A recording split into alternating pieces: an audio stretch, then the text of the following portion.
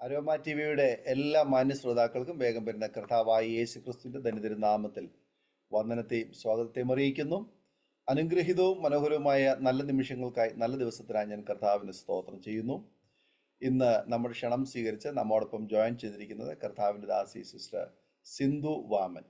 തൻ്റെ ജീവിതാനുഭവങ്ങൾ പ്രേക്ഷകർക്ക് ഒരു അനുഗ്രഹമായി തീരേണ്ടതിന് ശ്രദ്ധയോടെ സ്കിപ്പ് ചെയ്യാതെ അവസാനം വരെ കാണുകയും കേൾക്കുകയും നിങ്ങളുടെ പ്രിയപ്പെട്ടവർക്ക് കൂടി ഷെയർ ചെയ്ത് കൊടുക്കുകയും ചെയ്യുവാൻ പ്രത്യേകം ഓർപ്പിക്കുന്നു. അതുപോലെ തന്നെ നിങ്ങളുടെ വിലയേറിയ അഭിപ്രായങ്ങളും നിർദ്ദേശങ്ങളും കമൻറ്റ് ബോക്സിൽ രേഖപ്പെടുത്തുവാൻ മറക്കരുത്. നിങ്ങൾക്ക് ഒരു പ്രാർത്ഥനാ വിഷയമുണ്ട്, ഞങ്ങളുമായി പങ്കുവയ്ക്കുവാൻ നിങ്ങൾ ആഗ്രഹിക്കുന്നുവെങ്കിൽ സ്ക്രീനിൽ കാണുന്ന വാട്സപ്പ് നമ്പറിൽ ഞങ്ങളെ അറിയിച്ചാൽ ഞങ്ങൾ നിങ്ങൾക്ക് വേണ്ടി വിശേഷം പ്രാർത്ഥിക്കുന്നു. മാത്രമല്ല, സാക്ഷ്യം പറഞ്ഞ പ്രിയപ്പെട്ടവരോടൊപ്പം എല്ലാ തിങ്കളാഴ്ചയും രാത്രി 9 മണി മുതൽ നടക്കുന്ന ഓൺലൈൻ പ്രാർത്ഥനാ കൂട്ടായ്മയിൽ നിങ്ങൾക്ക് പങ്കുകൊള്ളാവുന്നതാണ്.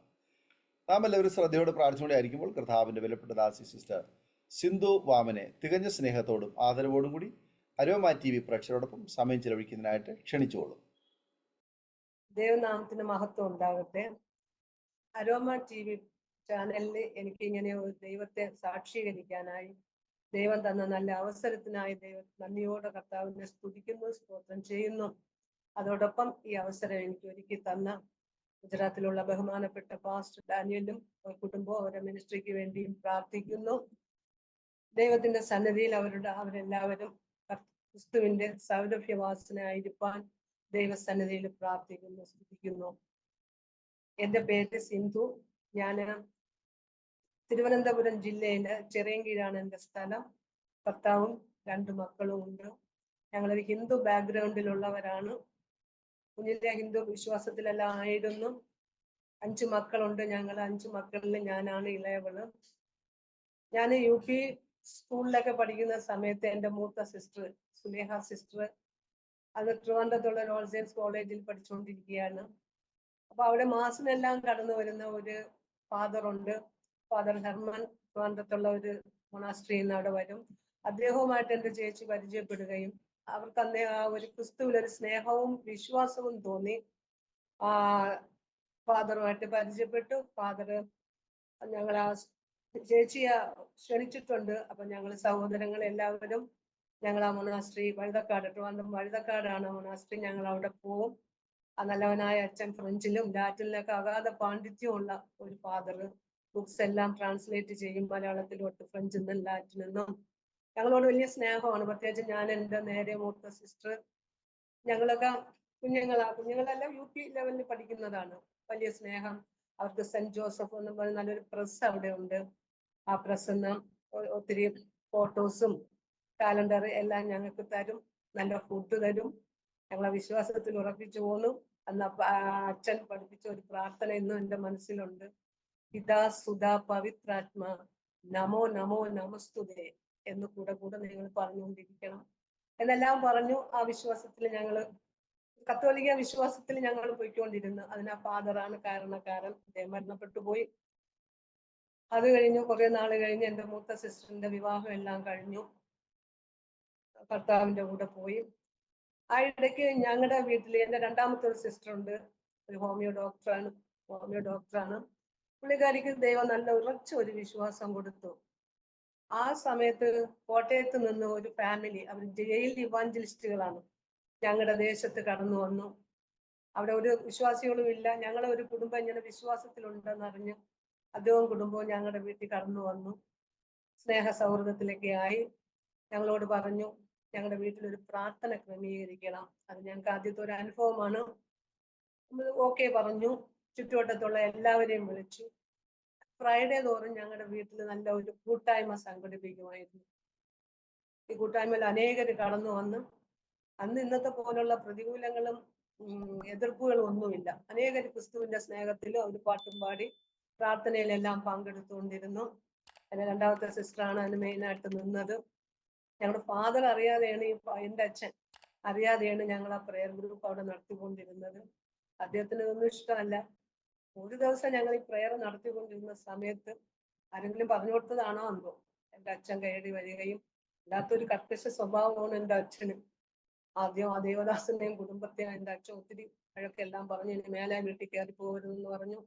അവിടെ ഇരുന്ന് പ്രാർത്ഥിച്ചുകൊണ്ടിരുന്ന എല്ലാവരെയും ഇറക്കി വിട്ടു. അതിനുശേഷം നമുക്കായി നമ്മളോടും പറഞ്ഞു ഇനി മേലാൽ ഇവിടെ ഇതൊന്നും ആവർത്തിക്കരുതെന്ന് പറഞ്ഞു. അതോടുകൂടി ആ പ്രെയർ മീറ്റിംഗ് അവിടെ നിന്നു. അതിൽ ഞങ്ങൾക്ക് ആദ്യമായിട്ട് ക്രിസ്തുവിന്റെ നാമത്തിൽ വലിയ ഒരു ദുഃഖം ഹൃദയത്തിൽ തോന്നി. സ്തോത്രം. അങ്ങനെയൊക്കെ ഇരുന്ന് എന്റെയും കോളേജ് വിദ്യാഭ്യാസം എല്ലാം കഴിഞ്ഞു. ഞാൻ 1987 എന്റെ വിവാഹം കഴിഞ്ഞു. ഞാന് ഹസ്ബൻഡിന്റെ കൂടെ പിറ്റേ വർഷം ഗൾഫിന്റെ ദേശത്ത് കടന്നുപോയി. അവിടെ സന്തോഷമായും സമാധാനപരമായും ജീവിച്ചു കൊണ്ടിരുന്ന ഒരു സാഹചര്യമാണ്.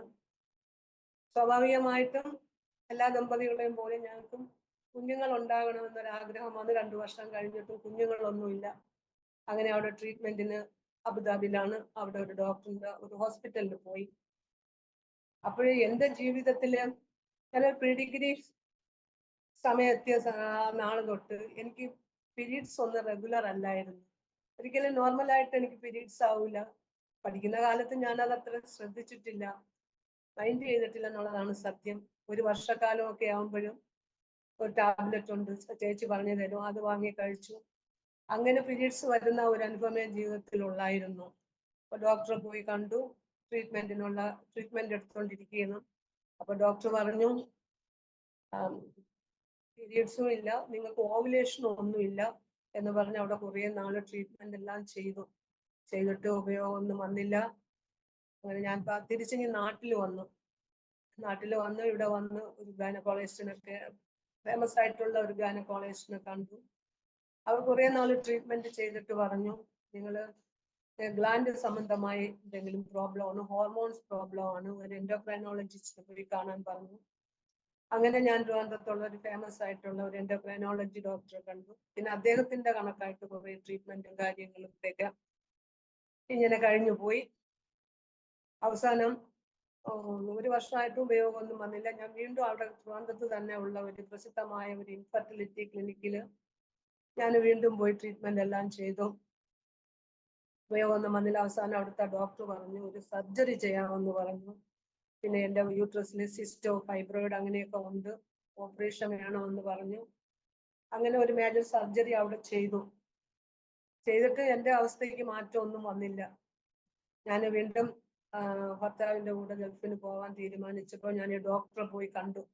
ഞാൻ പറഞ്ഞു ഞാൻ അങ്ങ് തിരിച്ചു ഗൾഫിൽ പോവുകയാണ്, എനിക്കൊരു റിപ്പോർട്ട് തരണം, അവിടെ ചെല്ലുമ്പോൾ അവിടുത്തെ ഡോക്ടറിനെ കാണിക്കാനാണെന്ന് പറഞ്ഞു. അപ്പോഴ് അദ്ദേഹം തിരിച്ചിട്ട് പറഞ്ഞു റിപ്പോർട്ടിന്റെ ആവശ്യമൊന്നുമില്ല, പിന്നീട് നിങ്ങൾക്ക് കുഞ്ഞുങ്ങൾ ഉണ്ടാവാനായിട്ട് ഒരു ചെറിയ ചാൻസേ ഉള്ളൂ എന്നിങ്ങനെ പറഞ്ഞു. അത് നിങ്ങളുടെ കുടുംബജീവിതത്തിൽ അതങ്ങ് അഡ്ജസ്റ്റ് ചെയ്ത് അങ്ങ് ജീവിക്കണം എന്നൊരു ഉപദേശമാണ് അദ്ദേഹം എനിക്ക് തന്നത്. എനിക്ക് വലിയ പ്രയാസമായിപ്പോയി. ഞാൻ ഈ വെളിയിൽ ഇറങ്ങി കരഞ്ഞുകൊണ്ടാണ് ഞാൻ ഇറങ്ങിയത്. അപ്പോഴവിടെ ഇരുന്ന് എൻ്റെ ബന്ധുക്കളൊക്കെ പറഞ്ഞു ഒരു സ്ത്രീയോട് ഒരിക്കലും ഒരു ഡോക്ടർ അങ്ങനെ പറയാൻ പാടില്ലായിരുന്നു എന്ന് പറഞ്ഞു. എന്നിരുന്നാലും ഓക്കെ, ഞാൻ ഗൾഫിന്റെ ദേശത്ത് പോയി വീണ്ടും അവിടെ ട്രീറ്റ്മെന്റ് തുടങ്ങി. അവിടെ കത്തോലിക്ക സഭയിലെല്ലാം പോകും. എൻ്റെ ഹസ്ബൻഡിന് വിശ്വാസി അല്ലെങ്കിലും എതിരൊന്നുമില്ല, അവിടെ സഭയിലെല്ലാം പോകും. ട്രീറ്റ്മെന്റ് വീണ്ടും അവിടെയും തുടങ്ങി. അവിടുത്തെ ഡോക്ടർ പറഞ്ഞു ഈ സർജറി വേസ്റ്റ് ആണ്, എന്തിനായി സർജറി ചെയ്തെന്നും പറഞ്ഞു. അവിടുത്തെ ഡോക്ടറും പറഞ്ഞു ഒരു മാറ്റവും നിങ്ങൾക്ക് ഇല്ലല്ലോ എന്ന് പറഞ്ഞ് ട്രീറ്റ്മെന്റ് എല്ലാം ചെയ്തു മടുത്ത ഒരവസ്ഥയായി. ഞാൻ അപ്പോൾ ഒരു ഭവനം പണിയണമെന്നുള്ള ആവശ്യമൊക്കെയായി ഞാൻ അങ്ങനെ വീണ്ടും നാട്ടിൽ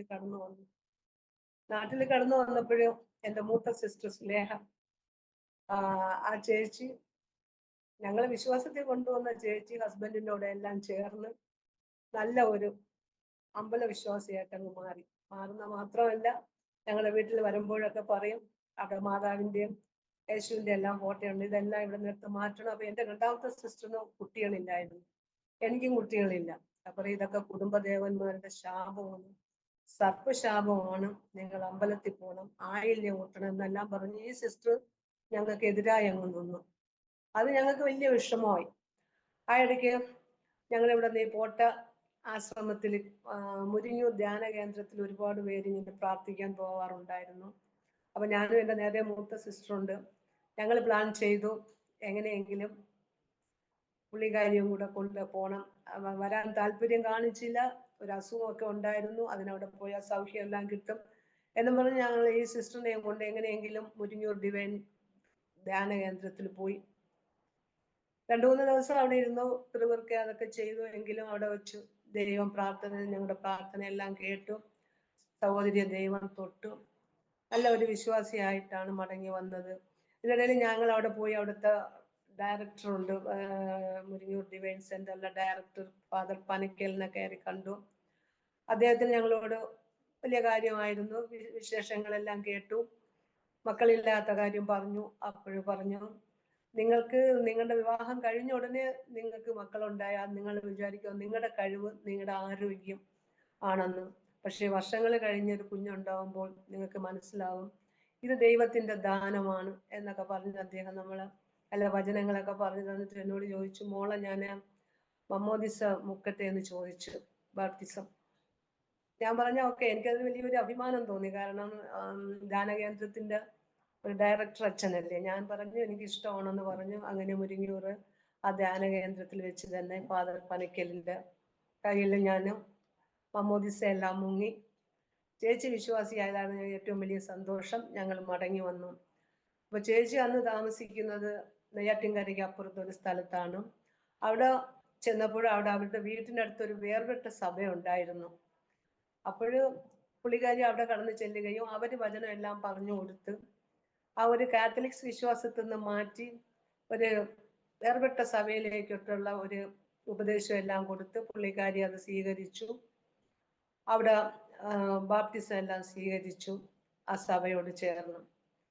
എന്നിട്ട് ചേച്ചി എപ്പോഴും പറയും നിങ്ങൾ ഈ കാത്തലിക് സഭയിലൊന്നും പോണ്ട, വേർപെട്ട് വരണം എന്നൊക്കെ പറയുന്നെങ്കിലും ഞാനും പ്രത്യേകിച്ച് എൻ്റെ രണ്ടാമത്തെ സഹോദരി ഉറച്ച വിശ്വാസിയാണ്. പുള്ളിക്കാരി പറയും മാതാവാണ് ഞങ്ങൾക്ക് മധ്യസ്ഥത ചെയ്ത് നിന്നത് നമ്മുടെ കുടുംബത്തിന്, മാതാവിനെ വിട്ടൊന്നും എങ്ങും പോവരുത് എന്നും പറഞ്ഞ് ഞങ്ങൾ ആ വിശ്വാസത്തിൽ തന്നെ നിന്നു. ചേച്ചി ആഭരണം എല്ലാം ഒരു സ്ഥാനപ്പെട്ടപ്പോൾ സത്യം പറഞ്ഞാൽ ഞങ്ങൾക്ക് അതൊരു നാണക്കേടായിട്ടൊക്കെ തോന്നി.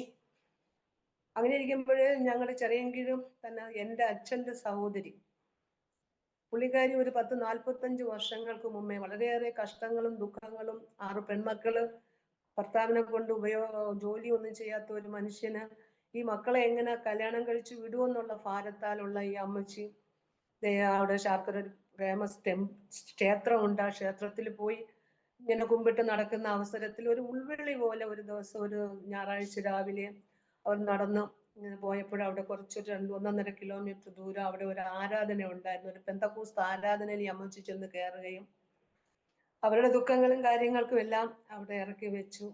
ഒരു വലിയ ആശ്വാസമായി. അതോടുകൂടി ആ അമ്മച്ചി ഒരു പെന്തക്കോസ്ത് വിശ്വാസിയായി സ്നാനപ്പെട്ടു. അയ്യോ, അന്നത്തെ കാലത്ത് എനിക്കറിയാം എൻ്റെ അച്ഛനും അച്ഛൻ്റെ സഹോദരങ്ങളും അവരുടെ മക്കൾ പോലും ഒത്തിരി അവരെ എതിർത്ത് നിന്ന സമയമാണെങ്കിലും ആ അമ്മച്ചി പിടിച്ചു നിന്നു. അപ്പോൾ ഈ അച്ഛൻ്റെ സഹോദരിയാണ് എന്നോട് ഒരു ദിവസം പറഞ്ഞു, ഞാൻ പോകുന്ന സഭയിൽ നീ കടന്നു വരണമെന്ന് പറഞ്ഞു. അപ്പൊ അതിനെ മാനിച്ച് ഞാൻ ഒരു ദിവസം ആ അപ്പച്ചിയുടെ ബന്ധക്കോസ് സഭയിൽ ഞാൻ കടന്നു പോയപ്പോഴും അവിടുത്തെ ആ പ്രാർത്ഥനയും പാസ്റ്റർ പറഞ്ഞ വചനങ്ങളൊക്കെ എനിക്ക് ഇഷ്ടമായി. എങ്കിലും ഞാനൊരു കത്തോലിക്ക വിശ്വാസിയാണ്. ഞാൻ പറഞ്ഞില്ലേ പണിക്കൽ അച്ഛനെ എന്നെ സ്നാനപ്പെടുത്തി എന്നൊക്കെ ഉള്ള ഒരു വലിയ അഭിമാനത്തിലാണ് ഞാൻ രാവിലെ പോയി. അവിടെ അതിന്റെ കുറച്ച് അപ്പുറത്ത് ഒരു ലാറ്റിൻ കാത്തലിക് സഭയുണ്ട്. ഞാൻ അവിടെ പോയി കുർബാന എല്ലാം എടുക്കും. ഒരു 9:30 മണിയാകുമ്പോൾ ഇങ്ങോട്ട് കയറും. അവിടെ പോയി പെന്തക്കോസ്ത് ആരാധനയിലെല്ലാം പങ്കെടുക്കും. അപ്പൊ ദേവദാസൻ ഞാൻ പറഞ്ഞു ഞാൻ സ്നാനപ്പെട്ട ആളാണ്. അപ്പൊ അതല്ല സിസ്റ്ററെ, സ്നാനം എന്ന് പറഞ്ഞ കർത്താവ് കാണിച്ചു തന്ന മാതൃകയാണ്, മൊഴികൾ സ്നാനം എടുക്കണമെന്നെല്ലാം പറഞ്ഞപ്പോൾ എൻ്റെ മനസ്സിന് പെട്ടെന്ന് അക്സെപ്റ്റ് ചെയ്യാനൊന്നും പറ്റിയില്ല. ഞാൻ പറഞ്ഞു ഞാൻ പ്രാർത്ഥിക്കട്ടെ എന്ന് പറഞ്ഞ് ഞാൻ ഇങ്ങനെ ഈ രാവിലെ കാത്തലിക്സിൽ പോവും, പിന്നെ പെന്തക്കോസ്റ്റിൽ പോവും, അങ്ങനത്തെ ഒരു വിശ്വാസത്തിൽ പോയിക്കൊണ്ടിരുന്നപ്പോഴും ഞാൻ ദൈവത്തോട് പ്രാർത്ഥിച്ചു, കർത്താവ് ഇതിൽ സത്യം ഏതാണ്, ഞാൻ ഏത് സഭയിൽ പോകണം, ഈ ദേവദാസനെ ഇനി അവിടെ ആളിനെ കൂട്ടാനാണോ എന്നോട് ഇങ്ങനെ പറയുന്നത് എന്നൊക്കെ ഒരു ഡൗട്ട്. ഞാനിങ്ങനെ പ്രാർത്ഥിച്ചിരുന്നു. ഒരു ദിവസം ഞാൻ പോകുന്ന ഈ കത്തോലിക്ക സഭയിൽ ഒരു പുണ്യവാളന്റെ തിരുനാൾ ആഘോഷമായിരുന്നു. അപ്പോഴെല്ലാം ഭയങ്കര ഉത്സവം പോലെ എല്ലാവരും പോകുന്നു. ഞാനും ഒരു ഉച്ച തിരിഞ്ഞ് ഒരു ദിവസം ആ പള്ളിയിൽ കടന്നു ചെന്നു. ആ പള്ളിയുടെ മുറ്റത്ത് എത്തുമ്പോൾ തന്നെ ഞാൻ നോക്കിയോ ഭയങ്കര വെടിക്കെട്ടും പടക്കം പൊട്ടിക്കുന്ന സൗണ്ടുകളായിരുന്നു. അതെനിക്കൊരു അതിശയമായിട്ട് തോന്നി. ഞാൻ പിന്നെ അങ്ങോട്ട് ചെന്നപ്പോഴും അവിടെ ഈ ലേലം വിളി, പാസ്റ്റർക്ക് മനസ്സിലാവുമായിരിക്കും, ലേലം വിളി, ഈ കോഴി അങ്ങനെയുള്ള പിന്നെ കുറെ സാധനങ്ങൾ അതെല്ലാം കൊണ്ടുവന്ന് ഭയങ്കര ലേലം വിളിക്കുന്നു അവിടെ. അതെല്ലാം കണ്ടപ്പോൾ എനിക്കൊരു അരോചകമായിട്ട് തോന്നി. എങ്കിലും ഞാൻ സഭയുടെ ചർച്ചിനകത്തോട്ട് കയറി. ചർച്ചിനകത്ത് കയറിയപ്പോഴും അവിടെ ഒരു വല്ലാത്തൊരവസ്ഥ. ഈ തിരുനാൾ ആയതുകൊണ്ട് മാതാവിന് പുതിയ പട്ടുസാരി എല്ലാം ഉടുത്ത് പിച്ചിപ്പൂമാല, മുല്ലപ്പൂമാല, ചന്ദനത്തിരിയുടെ മണം എല്ലാം കൂടി അങ്ങ് ഒരു ശരിക്കും ഞാൻ നോക്കിയപ്പോഴും ഞങ്ങൾ പണ്ട് പോയിക്കൊണ്ടിരുന്ന ഒരു അമ്പലത്തിന്റെ ഒരു പ്രതീതി അവിടെ. ഞാൻ നോക്കിയപ്പോൾ വിഗ്രഹങ്ങൾ മാത്രമേ മാറ്റമുള്ളൂ, ബാക്കിയെല്ലാം ഒരു അമ്പലത്തിന്റെ പ്രതീതി. അതെന്റെ മനസ്സിന് വളരെയധികം ഒരു ദുഃഖം തോന്നി. അപ്പോൾ എനിക്ക് മനസ്സിലായി ഇതിന്റെ ഒന്നും കാര്യമില്ല. ഞങ്ങൾ വിഗ്രഹങ്ങൾ വിട്ടിറങ്ങിയവരാണ്. ഇവിടെ എല്ലാം ഉണ്ട്, പക്ഷെ എങ്കിലും എല്ലാം ഒരു അമ്പലത്തിന്റെ ഒരു അനുഭവം പോലെ എനിക്ക് തോന്നി. വിഗ്രഹങ്ങൾ മാറ്റമൊന്നേ ഉള്ളൂ. അതോടുകൂടി ഞാൻ ആ സഭയിൽ നിന്ന് ഇറങ്ങി. എനിക്ക് മനസ്സ് പറഞ്ഞു ഇത് വേണ്ട എന്ന് പരിശുദ്ധാത്മാവ് തോന്നിച്ചു. ആ ഇടയ്ക്കും അത് മാത്രമല്ല, ഞാൻ പോയിക്കൊണ്ടിരുന്ന പെന്തക്കോസ്ത് സഭയിലെ ദേവദാസൻ എനിക്ക് IPC സഭയുടെ സ്ഥാപകനായ പാസ്റ്റർ KE എബ്രഹാമിന്റെ മഹദിയാം ബാബിലോൺ എന്നൊരു ബുക്ക് തന്നിട്ടുള്ള സൗകര്യം കൊണ്ട് വായിരുന്നു പറഞ്ഞു. ആ ബുക്ക് ഞാൻ വായിച്ചു. അപ്പോൾ എനിക്ക് പൊരുൾ നന്നായി തിരിഞ്ഞു കിട്ടി. അങ്ങനെ ഞാൻ ഈ വിശ്വാസത്തിൽ നിന്ന് ഞാനൊരു പെന്തക്കോസ്ത് വിശ്വാസിയായിട്ട് മാറി. എൻ്റെ രണ്ടാമത്തെ സിസ്റ്ററിനെയും പറഞ്ഞ് വിശ്വസിപ്പിച്ചു. അങ്ങനെ ഞങ്ങൾ ഒരുമിച്ച് സ്നാനപ്പെട്ടു. വലിയ സന്തോഷമായി.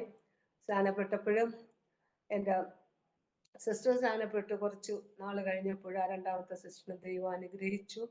അവൾക്കൊരു കുഞ്ഞെല്ലാം ദൈവം കൊടുത്തു.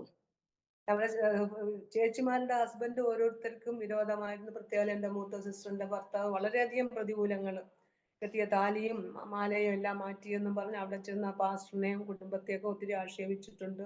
ഞങ്ങളുടെ ഒന്നും വീട്ടിൽ ഈ ചേച്ചി കടന്നു വരാൻ സമ്മതിക്കാത്ത അവസ്ഥയാക്കി. ഒത്തിരി പ്രതികൂലങ്ങളിൽ കൂടി ആ സമയത്ത് ആ ചേച്ചി കടന്നുപോയി. അതെല്ലാം അവർ പിടിച്ചു നിന്നു. അതിനുള്ള കൃപ ദൈവം കൊടുത്തു. സുവിശേഷീകരണവുമായി ബന്ധപ്പെട്ട് ട്രാക്റ്റുകളുമായിട്ടൊക്കെ ദേശത്തെല്ലാം പോവും. അങ്ങനെ ആ ചേച്ചി ഒരു പ്രതികൂലത്തിൽ കൂടി പോയി. ഞാനൊരു പെന്തക്കോസ്ത് വിശ്വാസിയായാലും എനിക്ക് ദൈവത്തെ ഞാൻ സ്തുതിക്കുന്നു. അതുവരെ എൻ്റെ ജീവിതം വളരെ സ്മൂത്തായിട്ട് സമാധാനമായിട്ട് പോയ ജീവിതമാണ്. പെട്ടെന്ന് ഒരു ദിവസം എൻ്റെ ഭർത്താവ്, അദ്ദേഹം അബുദാബിയില് പവർ ഹൗസിൽ ഗവൺമെന്റ് സർവീസിൽ നല്ല ജോലി ചെയ്യുന്ന ഒരു മനുഷ്യനാണ്. അദ്ദേഹത്തിന് അവിടെ എന്തൊക്കെയോ ഇടപാടുകളും കാര്യങ്ങളും ചുറ്റിയോ എന്തൊക്കെയോ ചെയ്ത് ശരിക്കും എന്നോടൊന്നും പറഞ്ഞിട്ടില്ലായിരുന്നു. ഭവനം എല്ലാം പണി പൂർത്തീകരിച്ച് ഞങ്ങളുടെ ആ സമയത്ത് അദ്ദേഹം അപ്രതീക്ഷിതമായി കടന്നു വന്നു. ഒന്നും എന്നോട് പറയുന്നില്ല. പിന്നീട് ഞാൻ ചോദിച്ചപ്പോഴാ പറയുന്നത്, ഞാൻ അവിടെ ഒരു വലിയ കടഭാരത്തിൽ അകപ്പെട്ടുപോയി, എനിക്ക് ആരോടും പറയാൻ കഴിയാത്ത അവസ്ഥ. എത്ര ലക്ഷം ഉണ്ടെന്ന് ചോദിച്ചു. ഒരുപാടുണ്ടോ എന്ന് ചോദിച്ചപ്പോൾ ഒരു 50 ലക്ഷത്തിന് പുറത്ത്. ഓർക്കണം, ഇത് 1992-93 ആ സമയത്താണ്. ഒരു 50 ലക്ഷം രൂപയുടെ കടഭാരത്തിൽ ഞാൻ അവിടെ അബദ്ധത്തിൽ എൻ്റെ ചതിയിൽ ഞാൻ അകപ്പെട്ടായിരിക്കുകയാണ്. അതുകൊണ്ട് ഞാൻ എല്ലാവർക്കും, എന്നോട് പൈസ ചോദിച്ചവർക്കെല്ലാം ഞാൻ ചെക്ക് എഴുതി കൊടുത്ത് എനിക്ക് അവിടെ നിൽക്കാൻ പറ്റത്തില്ല, അവരെന്നെ ജയിലിലാക്കും, അതുകൊണ്ട് ഞാൻ മടങ്ങി വന്നതാണ്. ഇത് എനിക്ക് ആരോടും പറയാൻ കഴിയാത്ത ഒരവസ്ഥ.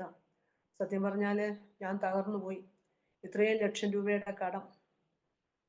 അപ്പോൾ കടക്കാർ ഓരോരുത്തരായി അവരുടെ ഭവനക്കാരും ബന്ധുക്കളൊക്കെ തിരക്കി വരാൻ തുടങ്ങി. ഈ മനുഷ്യന് പൈസ അവർക്ക് ഉടനെ ഈടാക്കണം. പിന്നെ അങ്ങോട്ട് പ്രയാസങ്ങളും പ്രതികൂലങ്ങളും കടക്കാർ തിരക്കി വരക്കും ഒരു സ്വസ്ഥതയില്ലാത്ത ഒരു അനുഭവമായി. ദൈവസന്നിധി കണ്ണീരോടെ പ്രാർത്ഥിച്ചു, ദൈവമേ ഇതിനൊക്കെ നീ ഒരു പരിഹാരം തരണം. കാരണം ഇത്രയും 50 ലക്ഷം രൂപയോളം കൊടുക്കാൻ ഞങ്ങളിൽ അന്നില്ല. പിന്നീട് ഞങ്ങൾ പറഞ്ഞു ഞങ്ങൾക്കുള്ള വീടെല്ലാം വിറ്റ് തരാമെന്ന് പറഞ്ഞു. കടക്കാരെല്ലാം ഒരുവിധം സമാധാനമായിട്ട് നിന്ന്. എന്തായാലും ഒരു വർഷത്തിനകം വീട് നല്ല വില കിട്ടുന്നില്ല, നല്ല മനോഹരമായിട്ടുള്ള ഒരു വീടായിരുന്നു.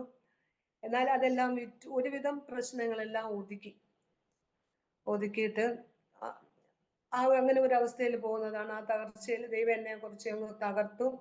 കഷ്ടങ്ങളും നഷ്ടങ്ങളും ജീവിതത്തിൽ കടന്നു വന്നു. അത് ദൈവത്തിന്റെ ചട്ടങ്ങൾ കൂടുതൽ അറിയാൻ കാരണമായി തീർന്നു. ജീവിതത്തിൽ എല്ലാം നഷ്ടപ്പെട്ട എൻ്റെ ഭർത്താവ്, നല്ല സൗമ്യനായ ഒരു മനുഷ്യൻ, സൽസ്വഭാവിയായ ഒരു മനുഷ്യൻ. അദ്ദേഹം ഒരിക്കൽ പോലും മദ്യപിച്ച് ഞാൻ കണ്ടിട്ടില്ല. പലരെയും സഹായിക്കുന്ന നല്ലൊരു മനുഷ്യനെന്ന് എനിക്ക് പറയാനുള്ളായിരുന്നു അതുവരെ. പക്ഷെ ജീവിതത്തിൽ എല്ലാം തകർന്നു വന്ന സമയത്ത് അദ്ദേഹത്തിന്റെ സ്വഭാവം ആകെ കൊണ്ടങ്ങ് തെറ്റി. പുള്ളി ഒരു പൂർണ്ണ മദ്യപാനിയായിട്ട് അങ്ങ് മാറി.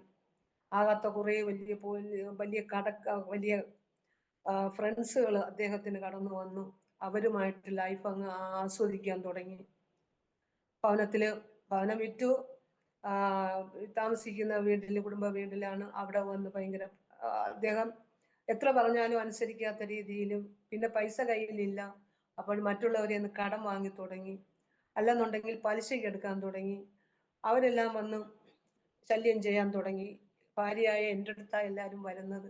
അപ്പോഴാണ് ഞാൻ അറിയുന്നത് ഇത്രയും പണങ്ങൾ മറ്റുള്ളവരെ ഒന്ന് വാങ്ങിയിരിക്കുന്നു. പുള്ളിക്ക് അപ്പോഴും ആ ലാവിഷായ ലൈഫ് മാറ്റാൻ പറ്റാത്ത ഒരവസ്ഥ. അന്ന് എൻ്റെ ജീവിതം എന്ന് പറഞ്ഞാൽ മറ്റുള്ളവർക്കൊരു സഹതാപം, നല്ല രീതിയിൽ ജീവിച്ചിരുന്ന ഒരാൾ ഇപ്പോഴും വീടില്ല, പൈസ ഒന്നും കയ്യിലില്ല, വരുമാനമില്ല, ഹസ്ബൻഡിന്റെ വഴിവഴിച്ച ജീവിതം, മക്കളില്ല. ഇങ്ങനെ ഓരോന്ന് പറഞ്ഞ് ഓരോരുത്തർ സഹതാപം പറയുന്ന ഒരു കാര്യം വന്നാൽ, ഒരു കാരണം എല്ലാം വിവാഹം എല്ലാം എവിടെയെങ്കിലും വന്നാൽ ഞാൻ പോകത്തില്ല സ്വന്തക്കാരുടെ വീട്ടിൽ. എല്ലാവരുടെയും സഹതാപം അതെനിക്ക് ഇഷ്ടമല്ലായിരുന്നു. ഞാൻ ദൈവസന്നിധിയിൽ പ്രാർത്ഥിച്ചുകൊണ്ടിരുന്നു. അപ്പോഴേ എൻ്റെ അച്ഛൻ, ഞാൻ ആദ്യമേ പറഞ്ഞു, പുള്ളി ഒരു കർക്കശ സ്വഭാവമുള്ള മനുഷ്യനാണ്. അദ്ദേഹം എൻ്റെ ഭർത്താവിനെ പഠിച്ചു.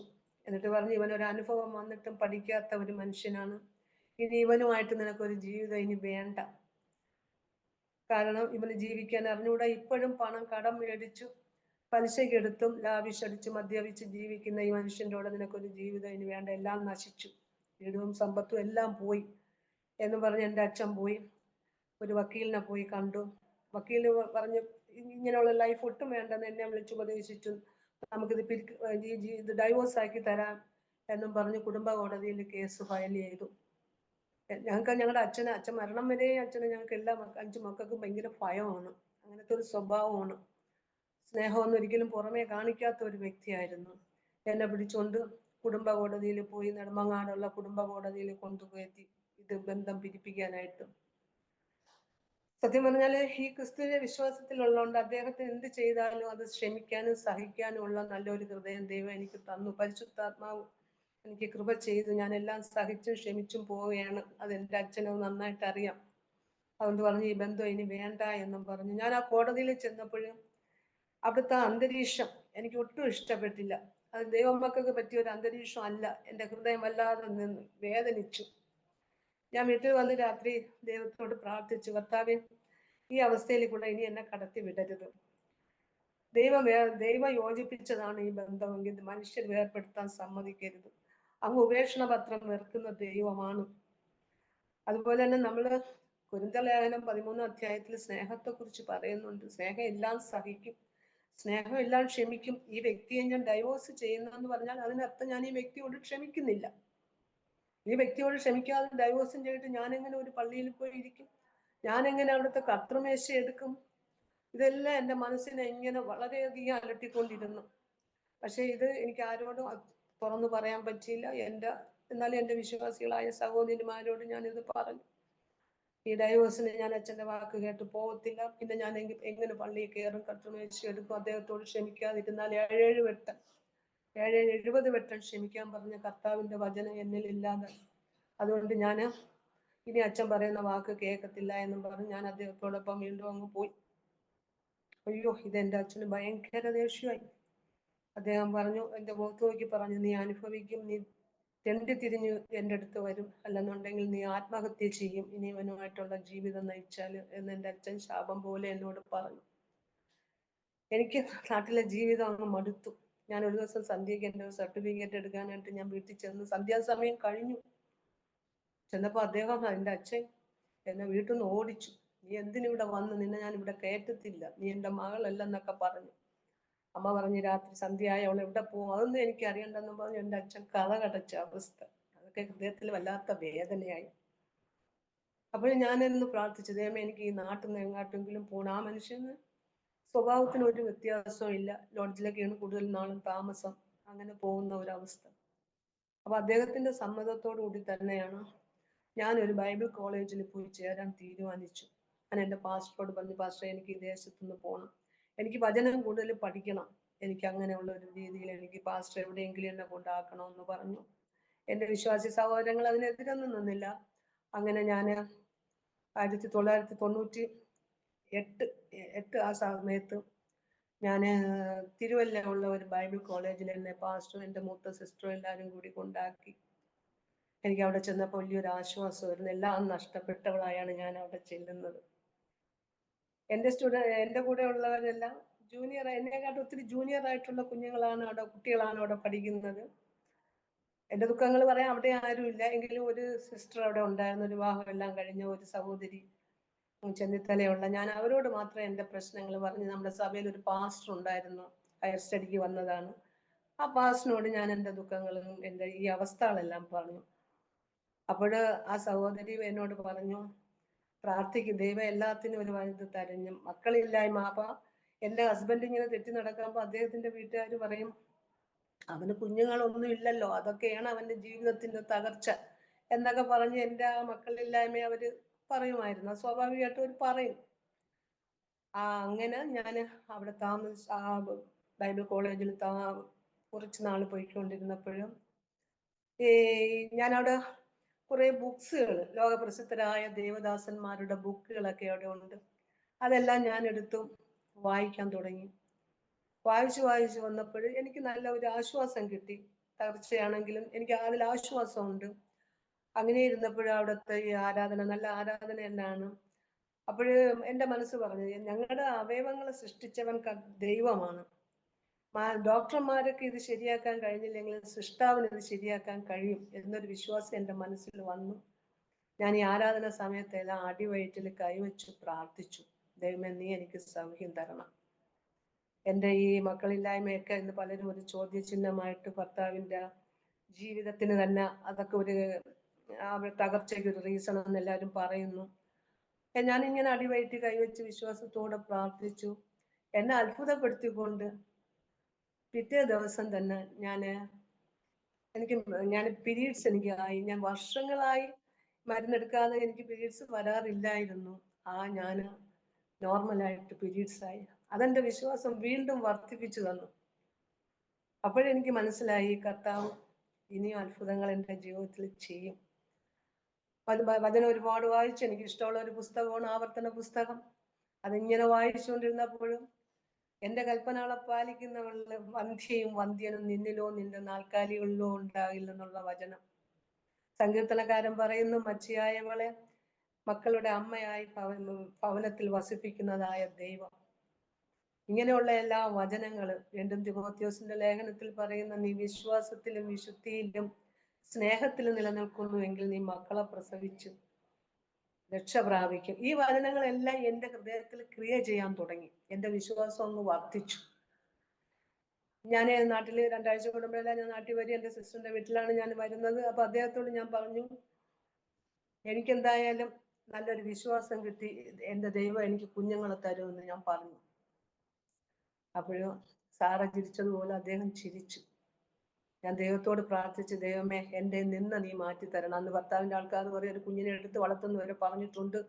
പ്രത്യേകിച്ച് അവരുടെ മുന്നിൽ, അവരൊരു 10 മക്കളുള്ള വലിയ ഫാമിലിയാണ്. ഞങ്ങളുടെ ഭവനം എല്ലാം വിറ്റപ്പോഴും അവിടെയും ഞങ്ങൾ പ്രാർത്ഥനയെല്ലാം ഞാൻ നടത്തിക്കൊണ്ടിരുന്ന ഒരു ദാസനെ വിളിച്ചു. ആ വീടൊക്കെ വിറ്റപ്പോഴും അവരൊക്കെ പരിഹസിച്ചു. അവരുടെയൊക്കെ മുന്നിൽ, ദൈവമേ ഒരു അടയാളം നീ തരണം, എനിക്കൊരു കുഞ്ഞിനോ ഒരു മകനെ നീ തന്നാല് അങ്ങയുടെ ജോലി, അങ്ങയുടെ വേലയ്ക്ക് വേണ്ടി ഞാൻ സമർപ്പിച്ചു എന്ന് പറഞ്ഞ് ഞാൻ പ്രാർത്ഥിച്ചു. സത്യം പറഞ്ഞാല് എന്നെ പോലും അത്ഭുതപ്പെടുത്തിക്കൊണ്ട്, മക്കൾ ഉണ്ടാവില്ലെന്ന് ട്രിവാൻഡ്രത്ത് ഒരു വലിയ ദേവദാസൻ എൻ്റെ കൂടെ പറഞ്ഞിട്ടുണ്ട്. ഗൾഫിലെ ഡോക്ടേഴ്സും പറഞ്ഞു ഈ സർജറി തന്നെ ഫെയിലുവർ ആണെന്ന് പറഞ്ഞു. അങ്ങനെ പലരും പറഞ്ഞ പലരുടെ വാക്കുകളും അവിശ്വാസത്തെ എല്ലാം ഞാൻ മാറ്റി കർത്താവിന് സമർപ്പിച്ചപ്പോൾ 2 മാസത്തിനകം കർത്താവ് എൻ്റെ ജീവിതത്തിൽ അത്ഭുതം പ്രവർത്തിച്ചു. ഒരു മിറക്കിൾ സംഭവിച്ചു. ഞാൻ കൺസീവായി, ഒരു കുഞ്ഞെൻ്റെ വയറ്റിൽ വന്നു. പിന്നെ എനിക്ക് ബൈബിൾ കോളേജിൽ നിൽക്കാൻ പറ്റിയില്ല. ഞാൻ ഇനി വന്നു. എല്ലാവർക്കും സന്തോഷമായി. ദൈവത്തിന്റെ വലിയൊരു മിറക്കിളായി. അത് അനേകര മധ്യ സാക്ഷി പറഞ്ഞു. ദൈവം അനുഗ്രഹിച്ചു. മനുഷ്യൻ അസാധ്യമെന്ന് പറഞ്ഞത് ദൈവത്താൽ സാധിച്ചു എന്നുള്ള ഭയങ്കര ഒരു നല്ല സാക്ഷിയെ എല്ലാവരും പറഞ്ഞു. എന്നിട്ട് ഒരു ഡോക്ടറെ പോയി കണ്ടു. അദ്ദേഹം സ്കാൻ ചെയ്തിട്ട് പറഞ്ഞു, അന്ന് എനിക്ക് 12 വർഷത്തോളമായി എൻ്റെ കഴിഞ്ഞിട്ടും. അദ്ദേഹം ചെക്ക് ചെയ്തിട്ട് പറഞ്ഞു, യൂട്രസിന് ഒത്തിരി കംപ്ലൈൻസ് ഉണ്ട്. യൂട്രസ് ചരിഞ്ഞതാണ്, യൂട്രസ് ചെറുതാണ്, പിന്നെ തിന്നാണ്. ആ രീതിയിലെല്ലാം കുറെ കംപ്ലൈൻസ് പറഞ്ഞു. ഈ കുഞ്ഞിങ്ങനെ ക്യാരി ചെയ്ത് വളർന്നു വരാനുള്ള ഒരു സൂട്ടബിൾ ആയിട്ടുള്ള ഒരു യൂട്രസ് അല്ല സഹോദരൻ എനിക്കെന്ന് പറഞ്ഞു. അങ്ങനെ ഡോക്ടർ പറഞ്ഞു, ഒരു കാര്യം ചെയ്യണം, ഇവിടെ അഡ്മിറ്റ് ആവാൻ പറഞ്ഞിട്ട്. ആ 2.5 മാസം തൊട്ട് സത്യം പറഞ്ഞാൽ ഞാൻ പിന്നെ 8 മാസത്തോളം ഞാൻ ആ ഹോസ്പിറ്റലിൽ കിടന്നു എന്നുള്ളതാണ്. ഒരു ബെഡെല്ലാം പൊക്കി വെച്ച് ഡോക്ടർ എന്നെ അവിടെ അങ്ങ് അഡ്മിറ്റ് ആക്കി. ഞാൻ അവിടെ കിടക്കുകയാണ്. എല്ലാവരും എനിക്ക് വേണ്ടി പ്രാർത്ഥിക്കുന്നുണ്ടായിരുന്നു. എൻ്റെ സഹോദരങ്ങളൊക്കെ സാക്ഷ്യം പറഞ്ഞു, ദൈവം അനുഗ്രഹിച്ചു എന്ന് പറഞ്ഞു. അങ്ങനെ അവിടെ ഹോസ്പിറ്റലിൽ ഇങ്ങനെ കിടക്കുമ്പോഴും ഷുഗറിൻ്റെ കംപ്ലൈൻ്റ് ഉണ്ട്. എല്ലാ പ്രശ്നങ്ങളും ഉണ്ടെങ്കിലും ദൈവകൃപയിൽ ഒരുപാട് ട്രീറ്റ്മെന്റ് ഡോക്ടർ ചെയ്യുന്നുണ്ട്, ഇഞ്ചക്ഷൻ എടുക്കുന്നു ഒക്കെയുണ്ട്. അദ്ദേഹം പ്രഗത്ഭനായ ഒരു ഡോക്ടർ, മാക്സിമം ചെയ്ത് എന്നെ കെയർ ചെയ്യുന്നുണ്ട്. പക്ഷെ ഒരു ദിവസം സന്ധ്യാസമയമായപ്പോഴാണ് എനിക്ക് എൻ്റെ ഉദരഫലത്തിന് ഒരു 4.5 മാസം വരും. എനിക്ക് പെട്ടെന്ന് ഭയങ്കര ബ്ലീഡിങ് ഉണ്ടായി. പെട്ടെന്ന് സിസ്റ്റർ എല്ലാം വന്ന് ഡോക്ടറെ വിളിപ്പിച്ചു. അപ്പൊ ഡോക്ടർ വന്നപ്പോൾ എനിക്ക് വലിയ പ്രതീക്ഷയായിരുന്നു. ഡോക്ടർ വന്നപ്പോൾ എന്തെങ്കിലും ചെയ്യും, ഇതിനൊന്നും വരത്തില്ല, ദൈവം തന്നതല്ലേ എന്നൊക്കെയുള്ള വിശ്വാസത്തിൽ അങ്ങനെ ഒരു സന്ധ്യാസമയപ്പോൾ ഡോക്ടർ വന്നു ഒന്നും ചെയ്തില്ല. എൻ്റെ പൾസ് എല്ലാം നോക്കിയിട്ട് പറഞ്ഞു, എന്നെ പരിശോധിച്ചിട്ട് പറഞ്ഞു, മെഡിക്കൽ സയൻസ് തരേണ്ട മാക്സിമം ട്രീറ്റ്മെന്റ് ഞാൻ സിന്ധുവിന് തന്നിട്ടുണ്ട്, ഇനി ഇതിനൊന്നും ചെയ്യാനില്ല, ഇത് അബോഷൻ ആയിരിക്കുകയാണ്, നാളെ രാവിലെ DNC ചെയ്തെടുത്ത് പുറത്ത് കളയാമെന്ന് പറഞ്ഞു. അതൊരു വല്ലാത്ത അവസ്ഥ. ദൈവമേ, വീണ്ടും പരീക്ഷ, നീ എന്തിനു തന്നു ദൈവമേ, തന്നു ഇനി മറ്റുള്ളവരുടെ മുന്നിൽ ഇനി വീണ്ടും എതിർസാക്ഷ്യം ആവൂലേ, തന്നു എന്ന് പറഞ്ഞ കർത്താവ് വീണ്ടും നിന്റെ കുഞ്ഞിനെ തിരിച്ചെടുത്തോ എന്ന് ചോദിക്കൂലേ. എനിക്ക് അതാണ് കൂടുതൽ ദുഃഖം. നിന്ന ദൈവസന്നിധിയിൽ എൻ്റെ ചേച്ചിമാര് കണ്ണീരോടെ പ്രാർത്ഥിച്ചുകൊണ്ടിരുന്ന രാത്രി മൊത്തം ഞാനും ദൈവത്തോട് പ്രാർത്ഥിച്ച് പെട്ടെന്ന് പുറപ്പാടിൽ ഒരു വചനം, എൻ്റെ പുറപ്പാട് 23 ഒരു വചനം പരിശുദ്ധാത്മാവിന്റെ ഹൃദയത്തിൽ തന്നു. എൻ്റെ കൽപ്പനകളെ പാലിക്കുന്നവരിൽ ഗർഭം അലസുന്നവളിൽ നിന്നിലോ നിന്റെ ദേശത്തിലോ ഉണ്ടാവില്ല. ഞാൻ പ്രാർത്ഥിച്ച ദൈവമേ, ഞാൻ നിന്റെ കുഞ്ഞാണ്, ഗർഭം അലസുന്നവൾ ഉണ്ടാകില്ലെന്ന് നിന്റെ വചനത്തിൽ പറയുന്നു, എന്നോട് കരുണ കാട്ടണം എന്ന് പ്രാർത്ഥിച്ചു. മറ്റുള്ളവരെ മുന്നിൽ യജ്ഞിക്കരുതേ എന്ന് പ്രാർത്ഥിച്ചു. പിറ്റേന്ന് രാവിലെ ഡോക്ടർ വന്നു. DNCക്ക് പ്രിപ്പയർ ചെയ്ത് എന്നെ കൊണ്ടുപോകാനാ വന്നത്. പക്ഷെ വന്ന ഡോക്ടർ വീണ്ടും എന്നെ പരിശോധിച്ചിട്ടെല്ലാം പറഞ്ഞു, കുഞ്ഞിന് ഹാർട്ട് ബീറ്റ് എല്ലാം ഇപ്പോൾ ഉണ്ട്, കുഴപ്പമൊന്നുമില്ല, ഇത് തുടർന്ന് കണ്ടിന്യൂ ആയി പോകും എന്നിങ്ങനെ പറഞ്ഞു.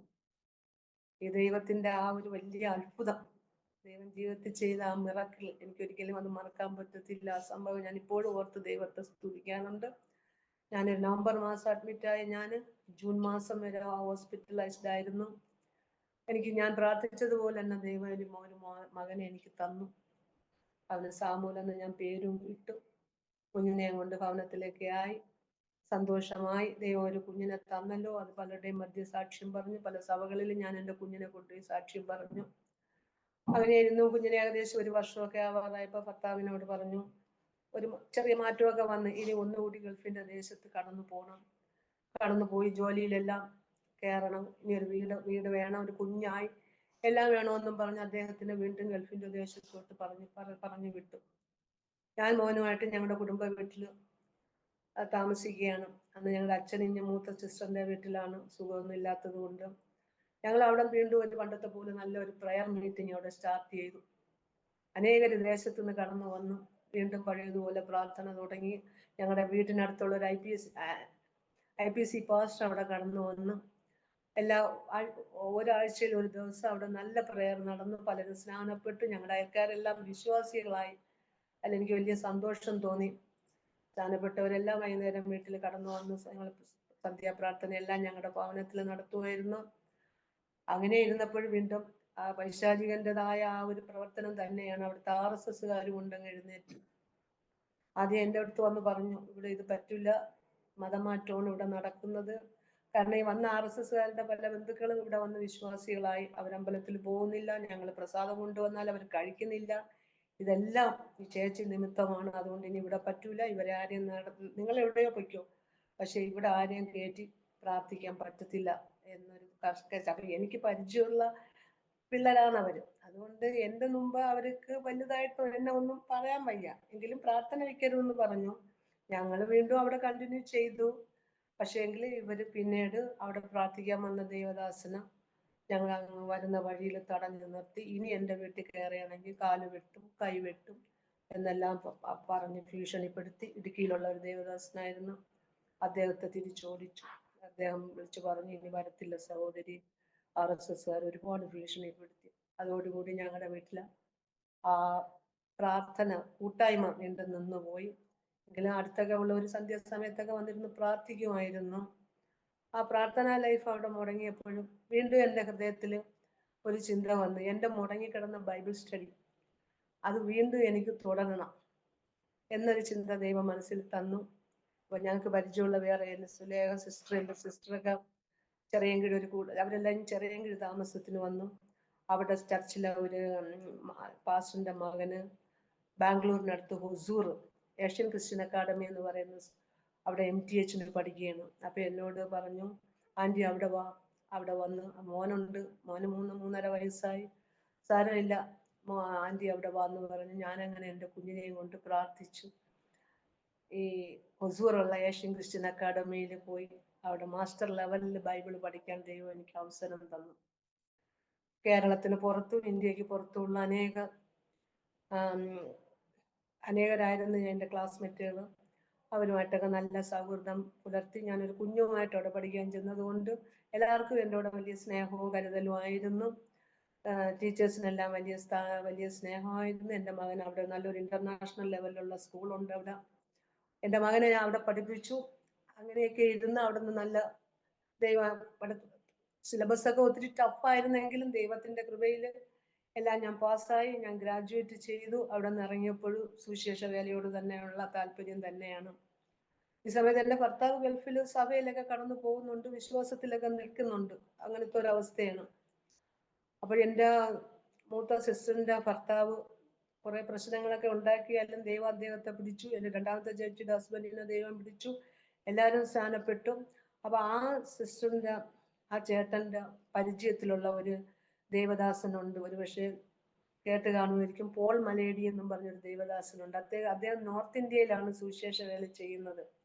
നോർത്ത് ഇന്ത്യ ആന്ധ്ര മഹാരാഷ്ട്ര ബോർഡറിൽ. അപ്പൊ അദ്ദേഹത്തിന് നമുക്ക് പരിചയം ഉണ്ടായിരുന്നു. അപ്പൊ ഞാൻ പറഞ്ഞു, എനിക്ക് താല്പര്യമാണ് അവിടെ സുവിശേഷ വേലയ്ക്ക് കടന്നു വരാൻ താല്പര്യമാണെന്ന് പറഞ്ഞു. അപ്പൊ അദ്ദേഹം പറഞ്ഞു, ധൈര്യമായിട്ട് സിസ്റ്റർ കടന്നു പോകാന്ന് പറഞ്ഞു. അങ്ങനെ എൻ്റെ മൂത്ത സിസ്റ്ററൊക്കെ തന്നെയാണ് എന്നെ അവിടെ കൊണ്ടാക്കിയത്. ഞാനും എൻ്റെ മോനും കൂടെ അവിടെ പോയി. ഞങ്ങൾ മിഷണറി ടീച്ചേഴ്സായിട്ടാണ് അവിടെ പോയത്. അവർക്ക് സ്കൂളുണ്ട്, അവർക്ക് 2 സ്കൂളുണ്ട്. പകൽ സമയത്ത് ഞങ്ങൾ സ്കൂളിൽ പഠിപ്പിക്കുകയും വൈകുന്നേരം ആകുമ്പോൾ നല്ല വിശ്വാസികളായിട്ടുള്ള നല്ലൊരു ഗ്രൂപ്പ് മലയാളികൾ തന്നെ, ഇടുക്കിയിലും പുനലൂരൊക്കെ ഉള്ള കുറേ വിശ്വാസി ടീച്ചേഴ്സ്, അവരുമായിട്ട് വൈകുന്നേരം ആകുമ്പോൾ ഞങ്ങൾ ഗാവുകളിലെല്ലാം പോയി സുവിശേഷം അറിയിക്കുമായിരുന്നു. അത് നല്ല ഒരു അനുഭവമായിരുന്നു. എൻ്റെ മോനും അവിടുത്തെ സ്കൂളിൽ തന്നെ പഠിച്ചുകൊണ്ടിരിക്കുകയാണ്. സത്യം പറഞ്ഞാൽ നമ്മുടെ ഇന്ത്യയിലെ കുറെ കാര്യങ്ങൾ അവിടെ പോയി പഠിക്കാൻ കഴിഞ്ഞു, കേരളത്തിൽ കാണാത്തത്. ഒരു വെറും കുഗ്രാമമാണ് ആ സ്ഥലം. ഒരു പേപ്പട്ടി വന്നാൽ പോലും ഇത് ദൈവത്തിന്റെ കോപമാണെന്നും പറഞ്ഞ് സ്കൂൾ അടപ്പിക്കും അവിടുത്തെ ഗ്രാമത്തലവന്. പിന്നീട് ഒരു പാമ്പ് കടിച്ചാൽ പോലും ആരും ട്രീറ്റ്മെന്റ് ചെയ്യത്തില്ല. അത് ദൈവമാണ് പാമ്പെന്ന് വിശ്വസിക്കുന്നവരായി. അവിടെ ഒത്തിരി മാർവാടികളായിട്ടുള്ള ആൾക്കാരുണ്ട്. അവിടുത്തെ സ്ത്രീകളെല്ലാം സുന്ദരികളാണ്. ചില സമയത്ത് അങ്ങനെ നല്ല ഡ്രസ്സ് എല്ലാം ചെയ്ത് പാമ്പിന് കൊടുക്കാനായിട്ട് മുട്ട, പാല് അങ്ങനെയുള്ള മഞ്ഞപ്പൊടിയായിട്ടും എല്ലാം ഈ ഹിൽസിലോട്ട് പോയി പാമ്പിനെ ഊട്ടുന്ന അവസ്ഥകൾ. എൻ്റെ മോൻ ഇതെല്ലാം അന്നേരം അവിടെ ഫസ്റ്റ് സ്റ്റാൻഡേർഡിൽ പഠിക്കുക. ഇതെല്ലാം ഒരു അത്ഭുതമാണ്. പിന്നീട് കാളയും പശുവും കൂടെ ഒരുമിച്ച് അമ്പലത്തിൽ കൊണ്ടുപോയി വിവാഹം കഴിപ്പിക്കുന്ന അവസ്ഥ. ഇതൊക്കെയാണ് അവിടുത്തെ ചുറ്റുപാടുകൾ. ഇതെല്ലാം എന്താ ഈ അന്ധതയിലും അന്ധവിശ്വാസത്തിൽ കഴിയുന്ന ഈ ജനത്തെ കണ്ട് ഞാൻ അതിശയിച്ചു. ഈ കണക്കിന് കേരളത്തിലൊക്കെ ഉള്ളവർ എത്രയോ ബെറ്റർ എന്ന് ചിന്തിച്ചു. പക്ഷേ പാസ്റ്റർക്ക് ഇതെല്ലാം അനുഭവം കാണും ഗുജറാത്തിന്റെ ദേശത്ത്. അങ്ങനെ ഇങ്ങനെ പിന്നീട് കഴിഞ്ഞു പോയിക്കൊണ്ടിരിക്കുകയായിരുന്നു. വീണ്ടും ജീവിതത്തിൽ പരീക്ഷകൻ കടന്നു വന്നു. അഗ്നിശോധനകൾ തന്നെയാണ്. ഗൾഫിന്റെ ദേശത്ത് പള്ളിയിലൊക്കെ പോയിക്കൊണ്ടിരുന്നു. എനിക്കൊരു പ്രശ്നമൊന്നും ഇല്ലാതെ അവിടെ ഭയങ്കര വലിയ ജോലിയൊന്നും ഇല്ലെങ്കിലും പഴയ ജോലിയൊന്നും കിട്ടിയില്ല. അവിടെ ഇരുന്ന മനുഷ്യന് പെട്ടെന്ന് അവിടെ ഒരു ഭയങ്കര ആക്സിഡന്റ് ഉണ്ടായി. ആ ആക്സിഡന്റ് സംബന്ധമായിട്ട് അദ്ദേഹത്തിന് വലിയ കേസും കാര്യങ്ങളും നഷ്ടങ്ങളും കഷ്ടങ്ങളും അവിടെ ഒരുപാട് അനുഭവിച്ചു. ഞാനതറിഞ്ഞു. ദൈവസന്നിധിയിൽ പ്രാർത്ഥിച്ചു, അല്ലാതെ എനിക്കെന്ത് ചെയ്യാൻ കഴിയും. അവസാനം ജോലിയെല്ലാം നഷ്ടപ്പെട്ട് അവിടെ നിന്ന് തിരികെ വരേണ്ട ഒരവസ്ഥ വന്നു. തിരികെ വന്നിട്ട് ഇപ്പൊ ഞാൻ നാട്ടിലോട്ടൊക്കെ വന്നു. അപ്പൊ എന്നോട് പറഞ്ഞു, നീ എന്ന് ഈ ബൈബിൾ എടുത്ത് എൻ്റെ കയ്യിൽ തന്നോ അന്ന് തൊട്ട് എൻ്റെ ജീവിതം ഇങ്ങനെയൊക്കെയാണ്. ഇനി മേലാല് ഞാൻ എത്രയോങ്കിലും വർഷം ഞാൻ ആ ദേശത്ത് വാഹനം ഓടിച്ചിട്ടുണ്ട്. ഇന്ന് വരെ എനിക്കൊരു ആക്സിഡന്റ് വന്നിട്ടില്ല. പക്ഷേങ്കിലും എനിക്ക് ഈ ഒരു അവസ്ഥ വന്നു, ഇനി എനിക്ക് ഈ ഒരു വിശ്വാസമേ വേണ്ട. എനിക്കൊന്നും പറയാൻ കഴിഞ്ഞില്ല, പ്രാർത്ഥിക്കാന്നല്ലാതെ. ഞാൻ വിചാരിച്ചു അങ്ങ് അവിടെ കൊണ്ടുപോയി, ആന്ധ്രയിൽ കൊണ്ടുപോയി. ആന്ധ്ര ശരിക്കും മഹാരാഷ്ട്ര ബോർഡർ ഒക്കെയാണ് അവിടെ. അവിടെ ഒക്കെ പല വേലകളും ആ ദേശത്തുണ്ടായിരുന്നു. മഹാരാഷ്ട്രയിൽ പോയി പ്രാർത്ഥിക്കും. നാന്ദേഡ് അങ്ങനെയുള്ള കുറെ സ്ഥലങ്ങളുണ്ട്. അദ്ദേഹത്തിന് അവിടെ ഒരു 2 ആഴ്ച നിന്നപ്പോൾ മതിയായി. കാരണം അവിടെ മാംസാദികളൊന്നും ഇല്ലാത്ത ഒരു കുഗ്രാമമാണ്. എനിക്കിവിടെ നിൽക്കാൻ പറ്റത്തില്ല എന്നും പറഞ്ഞ് അദ്ദേഹം തിരിച്ചിങ്ങ് വന്നു. അത് വലിയ വിഷമമായി. അപ്പൊ ഞാൻ അവിടെയും അദ്ദേഹം ഇവിടെയും ആയപ്പോൾ അത് ശരിയാവത്തില്ലെന്ന് പറഞ്ഞ് എല്ലാവരും പറഞ്ഞ് നാട്ടിൽ വരാൻ പറഞ്ഞു. അങ്ങനെ ഞാൻ എൻ്റെ മകനുമായിട്ട് അവിടുത്തെ വേലയും തടസ്സമായി പ്രയാസമായി തിരിച്ചു വന്നപ്പോൾ അദ്ദേഹം ഞങ്ങൾ വീണ്ടും കുടുംബ വീട്ടിൽ താമസമായി. സ്വഭാവം പഴയതുപോലെയായി. ജീവിതം വീണ്ടും തകർന്നു. മദ്യപാനം തുടങ്ങി, കൂട്ടുകെട്ട് തുടങ്ങി. പറഞ്ഞാൽ നല്ല കാര്യങ്ങൾ പറഞ്ഞാൽ ഒന്നും അനുസരിക്കാതെയായി. കൂട്ടുകാരോട് ചേർന്ന് ദൈവഹിതമല്ലാത്ത ജോലി ചെയ്യാൻ തുടങ്ങി. അത് മനസ്സിന് വളരെയധികം വേദനിപ്പിച്ചു. അത് എത്ര പറഞ്ഞാലും കേൾക്കാത്ത അവസ്ഥ. ജീവിതം തകർന്നു വീണ്ടും അദ്ദേഹത്തിന്റെ. ആ ഒരു ജീവിതത്തിൽ കൂടെ ഇങ്ങനെ പോവുകയാണ്. ആ ഇടയ്ക്ക് ദൈവം എനിക്ക് വീണ്ടും ഒരു പൈതലിനെ തന്നു. എൻ്റെ മൂത്ത മകൻ അന്ന് 8 വയസ്സോളമായി. ആ സമയത്ത് 7 വയസ്സ് കഴിഞ്ഞു. എനിക്ക് ദൈവം ഒരു കുഞ്ഞിനെ കൂടെ തന്നു. ഞാൻ അതിനെയും കൊണ്ട് പഴയ ഡോക്ടറിന്റെ അടുത്ത് ചെന്നപ്പോൾ ഡോക്ടർക്ക് വലിയ സന്തോഷമായി. അങ്ങനെ ട്രീറ്റ്മെന്റ് എടുത്തോണ്ടിരുന്നു. ഒരു 5-5.5 മാസത്തോളം ആയപ്പോൾ ഡോക്ടർ ഒരു ദിവസം സ്കാൻ ചെയ്തിട്ട് പറഞ്ഞു. അപ്പൊ ഞാൻ ചെന്നപ്പോഴേ ഡോക്ടർ പറഞ്ഞു, കുഞ്ഞിനെ വേണ്ട, നിങ്ങൾക്ക് 42 വയസ്സോളമായി, അത് ഷുഗർ ഒക്കെ ഉണ്ട്, വേണ്ട എന്ന് പറഞ്ഞു. അപ്പൊ ഹസ്ബൻഡ് അതിന് കൂട്ടുനിന്നു, ഇത് വേണ്ട എന്ന് പറഞ്ഞു. എന്നാലും ഞാൻ നിർബന്ധം പിടിച്ചു. 5-5.5 മാസമായപ്പോൾ ഒരു ദിവസം ഡോക്ടർ എന്നോട് പറഞ്ഞു, എന്തെങ്കിലും അബ്നോർമാലിറ്റി ഉണ്ടാവാൻ ചാൻസ് ഉണ്ട്, അതുകൊണ്ട് നിങ്ങൾ എറണാകുളത്ത് പോയി ഒരു ബ്ലഡ് ടെസ്റ്റ് ചെയ്യണമെന്ന് പറഞ്ഞു. അപ്പൊ ഞാൻ പറഞ്ഞു, ബ്ലഡ് ടെസ്റ്റിൽ എന്തെങ്കിലും പ്രോബ്ലം ഉണ്ടെങ്കിൽ എങ്കിൽ നമുക്ക് ഇതിനെ എടുത്ത് കളയാം എന്ന് ഇങ്ങനെ ആ ഡോക്ടർ പറഞ്ഞു. അപ്പൊ അതെനിക്ക് വലിയ സങ്കടമായി. ഇതേപോലെ ഇത്രയും വളർത്തിയിട്ട് അതിനെ എടുത്ത് കളയുക പറഞ്ഞാല്. ഞാൻ പറഞ്ഞു, വേണ്ട ഡോക്ടറെ, ഞാൻ എന്തായാലും നിങ്ങൾ എറണാകുളത്ത് പോകും. ഞാൻ പറഞ്ഞു, ഞാൻ പോണില്ല, എനിക്ക് ആ ബ്ലഡ് ടെസ്റ്റ് വേണ്ട. വേണ്ടെങ്കിൽ വേണ്ട, നിങ്ങളുടെ ഇഷ്ടം പോലെ ചെയ്തു എന്ന് ഡോക്ടറും പറഞ്ഞു. പിന്നെ ദൈവസന്നിധിയിൽ വീണ്ടും കണ്ണുനീരും പ്രാർത്ഥനയായി. കർത്താവേ, കുഞ്ഞിനൊരാപത്തും വരുത്തല്ലേ എന്ന് കണ്ണുനീരോടെ പ്രാർത്ഥിച്ചു. ദൈവം അനുഗ്രഹിക്കപ്പെട്ട, ബുദ്ധി ഒരു പ്രശ്നവും ഇല്ലാത്ത, ഫിസിക്കലി ഓർ മെന്റലി ഒരു പ്രശ്നവും ഇല്ലാത്ത ഒരു കുഞ്ഞിനെ തന്നെ ദൈവം എനിക്ക് തന്നു. അതിനാൽ ഞാൻ ദൈവത്തെ സ്തുതിക്കുന്നു, സ്തോത്രം ചെയ്യുന്നു. എൻ്റെ കുടുംബത്ത് വരുമാനം ഒന്നുമില്ല. അദ്ദേഹത്തിന് മദ്യപാനം വീണ്ടും പഴയതുപോലെ കടമെടുപ്പ്, മദ്യപാനം, കൂട്ടുകെട്ട്, അതിലങ്ങ് അകപ്പെട്ടു പോയി. രക്ഷപ്പെടാൻ കഴിയാത്ത അവസ്ഥ. എത്ര പറഞ്ഞാലും കേൾക്കില്ല. അപ്പോഴെനിക്ക് വരുമാനം ഇല്ലാത്തത് കൊണ്ട് എനിക്കൊരു ജോലി വേണമെന്ന് തോന്നി. ഞങ്ങളുടെ കുറച്ച് ഒരു 6-7 കിലോമീറ്റർ ദൂരെ ഒരു വലിയ CBSE സ്കൂളുണ്ട്. ഞാൻ അവിടെ അപ്ലൈ ചെയ്തു. അവിടെ ഞാൻ ടീച്ചറായിട്ട് ചേർന്നു. എൻ്റെ മകനെ അവിടുത്തെ സ്കൂളിലാക്കി. ഇങ്ങനെ പോകുന്ന അവസരമാണ്. ഞങ്ങൾ ഞായറാഴ്ച ഞാൻ കഴക്കൂട്ടത്തുള്ള സമയത്ത് കഴക്കൂട്ടത്തുള്ള TPM ചർച്ചിലാണ് ഞാൻ പോയിക്കൊണ്ടിരിക്കുന്നത്. ചർച്ചിൽ നിന്നെല്ലാം ഞാനും കുഞ്ഞുങ്ങളും വരുമ്പോൾ ഞങ്ങളുടെ വീടൊരു ബാറ് പോലെയാണ്. എന്നെ കാണുമ്പോൾ കൂട്ടുകാർ ഇറങ്ങി അങ്ങ് പോവും. മദ്യ കുപ്പിയും ഭക്ഷണം അതും ഇതും. മനസ്സങ്ങ് മടുത്തു. ആരോടും പറയാനില്ല. കാരണം എല്ലാവരും അനുഭവിച്ചു എന്ന് പറയും. അതുകൊണ്ട് ആരോടും ഞാൻ ഒന്നും പറയില്ല. എൻ്റെ വിശ്വാസികളായ സഹോദരങ്ങളടുത്ത് പോലും ഞാൻ പിന്നെ ഒന്നും പറയാതായി. പ്രാർത്ഥിച്ചു, കണ്ണീരോടെ പ്രാർത്ഥിച്ചു, ദൈവമേ, ഈ മനുഷ്യന്റെ മദ്യപാനത്തുനിന്ന് വിടുവിച്ച് തരണം. ഈ മനുഷ്യന് ദൈവത്തെ അറിയണം. ഈ ആവശ്യമില്ലാത്ത കൂട്ടുകെട്ടിൽ നിന്ന് വിടുവിച്ച് തരണം. ഈ ആവശ്യമില്ലാത്ത ഈ തൊഴിലിൽ നിന്ന് വിടുവിച്ച് തരണം. ഈ 3 ആവശ്യങ്ങൾ ഞാൻ ദൈവസന്നിധിയിൽ വെച്ച് പ്രാർത്ഥിച്ചു. ദൈവം എൻ്റെ പ്രാർത്ഥനയ്ക്ക് മറുപടി തരും എന്നെനിക്ക് വിശ്വാസം ഉണ്ടായിരുന്നു. പക്ഷെങ്കിലും ഇതിങ്ങനെ തുടർന്നുകൊണ്ടേ ഇരിക്കുകയാണ്. ദൈവത്തിനോടെല്ലാം സഹിക്കാനും ക്ഷമിക്കാനും ഉള്ള കൃപയ്ക്ക് വേണ്ടി പ്രാർത്ഥിച്ചുകൊണ്ടിരുന്നു. അപ്പൊ കുറച്ച് മാസങ്ങൾ കഴിഞ്ഞപ്പോൾ അദ്ദേഹത്തിന്റെ ചെവിയുടെ താഴെയായിട്ട് ഒരു മുഴ പോലെ ഇങ്ങനെ വന്നു. അതെന്താണെന്ന് അറിയാൻ വയ്യ. അത് ഹോസ്പിറ്റലിൽ കൊണ്ട് കാണിച്ചു. അതിന് ഓപ്പറേറ്റ് ചെയ്ത് എടുത്ത് കളഞ്ഞപ്പോൾ സ്വാഭാവികമായിട്ട് ഒരു ബയോസ്പിക്ക് അയക്കുമല്ലോ. അങ്ങനെ ഈ ബയോസ്പിക്ക് അയച്ചിട്ട് റിസൾട്ട് 2 ആഴ്ച കഴിഞ്ഞ് റിസൾട്ട് അദ്ദേഹം തന്നെ പോയി മേടിച്ചു. ഞാൻ ചോദിച്ചപ്പോൾ ഒരു പ്രശ്നമില്ല, അത് നെഗറ്റീവ് തന്നെ, ഒരു പ്രശ്നമില്ലെന്ന് പുള്ളി കൂളായിട്ടങ്ങ് പറഞ്ഞു. പക്ഷെ ശരിക്കും അതൊരു ക്യാൻസറിന്റെ മുഴയായിരുന്നു. എനിക്കറിയില്ല, അദ്ദേഹം അത് എന്നിൽ നിന്ന് അങ്ങ് ഒളിച്ചു. എന്നിൽ നിന്നല്ല, എല്ലാവരിൽ നിന്നും അദ്ദേഹം അത് ഒളിച്ചു. ഒരു ട്രീറ്റ്മെന്റും ചെയ്യാതെ കൊണ്ട് നടന്നു. കാരണം തകർന്ന ഒരു ജീവിതം. ഇനി ക്യാൻസറിന് ട്രീറ്റ്മെന്റ് ചെയ്യാൻ ലക്ഷങ്ങൾ വേണം. ട്രീറ്റ്മെന്റ് ചെയ്താലും അനേകര് മരിക്കുന്ന അവസ്ഥ. അതിനെക്കാട്ടി ഞാൻ ട്രീറ്റ്മെന്റ് ചെയ്യാതെ മരിക്കണം എന്നായിരുന്നു അദ്ദേഹത്തിന്റെ ചിന്ത. അല്ലെങ്കിൽ അങ്ങ് ആത്മഹത്യ ചെയ്യണം എന്നായിരുന്നു അദ്ദേഹത്തിന്റെ അവസ്ഥ. പിന്നെ അങ്ങ് 24 മണിക്കൂറും മദ്യപാനമായി. കാരണം ഇത് ക്യാൻസർ എന്ന് അദ്ദേഹത്തിന് അറിയാം, എനിക്കറിയില്ല. എപ്പോഴും മദ്യപാനം. എന്റെ കൊച്ചുമോൾ, അവള് ഇത് കാണുമ്പോൾ വലിയ വിഷമമാണ്, അച്ഛൻ കുടിക്കരുതെന്നെല്ലാം പറഞ്ഞ് എന്റെ മോള് പലപ്പോഴും കരയും. എന്നാലും പറയും ഞാനിനി അധിക നാളില്ല എന്നൊക്കെ പറയും. അത് ഞാൻ അങ്ങനെ മൈൻഡ് ചെയ്യാറില്ല. ഒരു ദിവസം ഞാൻ എൻ്റെ മക്കളുമായിട്ട് ഞാൻ ചേച്ചിയുടെ വീട്ടിൽ വന്ന സമയത്ത് അദ്ദേഹം ആത്മഹത്യക്ക് ശ്രമിച്ചു. ഞാനിത് ആരോടും അങ്ങനെ പറഞ്ഞിട്ടില്ല. ആത്മഹത്യക്ക് ശ്രമിച്ചു. പിറ്റേന്ന് ചെന്നപ്പോ വല്ലാത്ത അവസ്ഥയിൽ വീട്ടിലായിരിക്കുന്നു. എന്നിട്ടും പറയുന്നില്ല, ഒന്നുമില്ല, മദ്യപിച്ച് ഛർദ്ദിച്ചു എന്നൊക്കെയാ പറയുന്നത്. ഹോസ്പിറ്റലിൽ കൊണ്ടുപോയി 2-4 ദിവസം അവിടെ കിടന്നു. പിന്നീട് മനസ്സിലായി, അതോടുകൂടി സത്യം മനസ്സിലായി, ഇദ്ദേഹത്തിന് ക്യാൻസർ ഉണ്ട്. അങ്ങനെ ജീവിതം അവസാനിപ്പിക്കാനായിട്ട് ചെയ്ത പരിപാടിയാണെന്ന് മനസ്സിലായി. അദ്ദേഹത്തിനെ കൊണ്ട് പിന്നെ അങ്ങോട്ട് രോഗത്തിന്റെ സമയമാണ്. ആശുപത്രിയിൽ കൊണ്ടുപോയി, RCCയിൽ കൊണ്ടുപോയി.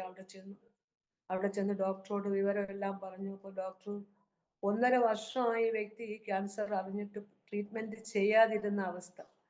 ഡോക്ടർ ഒരുപാട് വഴക്ക് പറഞ്ഞു. അവിടുത്തെ ഫേമസ് ഡോക്ടർ ഗീത ഒരുപാട് വഴക്ക് പറഞ്ഞു. ആരെങ്കിലും ഓരോരുത്തർ അറിയുന്ന ആ നിമിഷം ട്രീറ്റ്മെന്റ് തുടങ്ങും.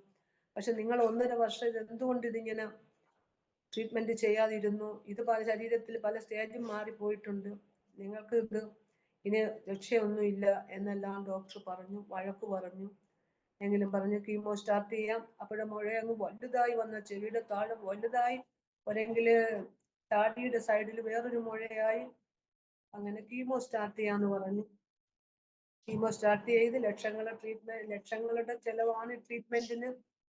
പക്ഷെ എങ്കിലും ദൈവം വഴികൾ ഒരുക്കി. പ്രാർത്ഥനയെ കൂടെ ദൈവം പലരും കൂടെയും പല സഹായങ്ങളും വന്നു. ട്രീറ്റ്മെന്റിന്റെ സാമ്പത്തികമായ ബുദ്ധിമുട്ടൊന്നും വന്നില്ല. ട്രീറ്റ്മെന്റ് തുടങ്ങി. ആദ്യത്തെ ഒരു കീമോ ചെയ്തതോടുകൂടി തന്നെ ഈ കീമോ തെറാപ്പി അദ്ദേഹത്തിന്റെ ശരീരം താങ്ങാത്ത ഒരവസ്ഥയായി. പൊതുവെ വലിയ ആരോഗ്യമുള്ള ശരീരമില്ല. അദ്ദേഹം ഒരു മരണാസനായിട്ട് അങ്ങ് മാറുകയാണ്. ശരീരം മൊത്തം ഇൻഫെക്ഷൻ കൊണ്ട് ചെല്ലുമ്പോൾ ടെസ്റ്റ് ചെയ്തിട്ട് പറയും 90% ഇൻഫെക്ഷനാണ്. ബോഡി ഫങ്ഷൻ എല്ലാം മാറി. ക്രിയാറ്റിന്റെ അളവ് മാറി, ലിവറിന്റെ ഫങ്ഷൻ മാറി, BP ലോ, ഷുഗർ ലോ എന്ന് വേണ്ട, ബോഡി ഫങ്ഷൻസ് എല്ലാം കൊണ്ട് തെറ്റി. ഈ മനുഷ്യൻ ഏത് സമയം എന്ത് സംഭവിക്കാം എന്ന് ഡോക്ടർ എന്നെ വിളിച്ച് പറയുമായിരുന്നു.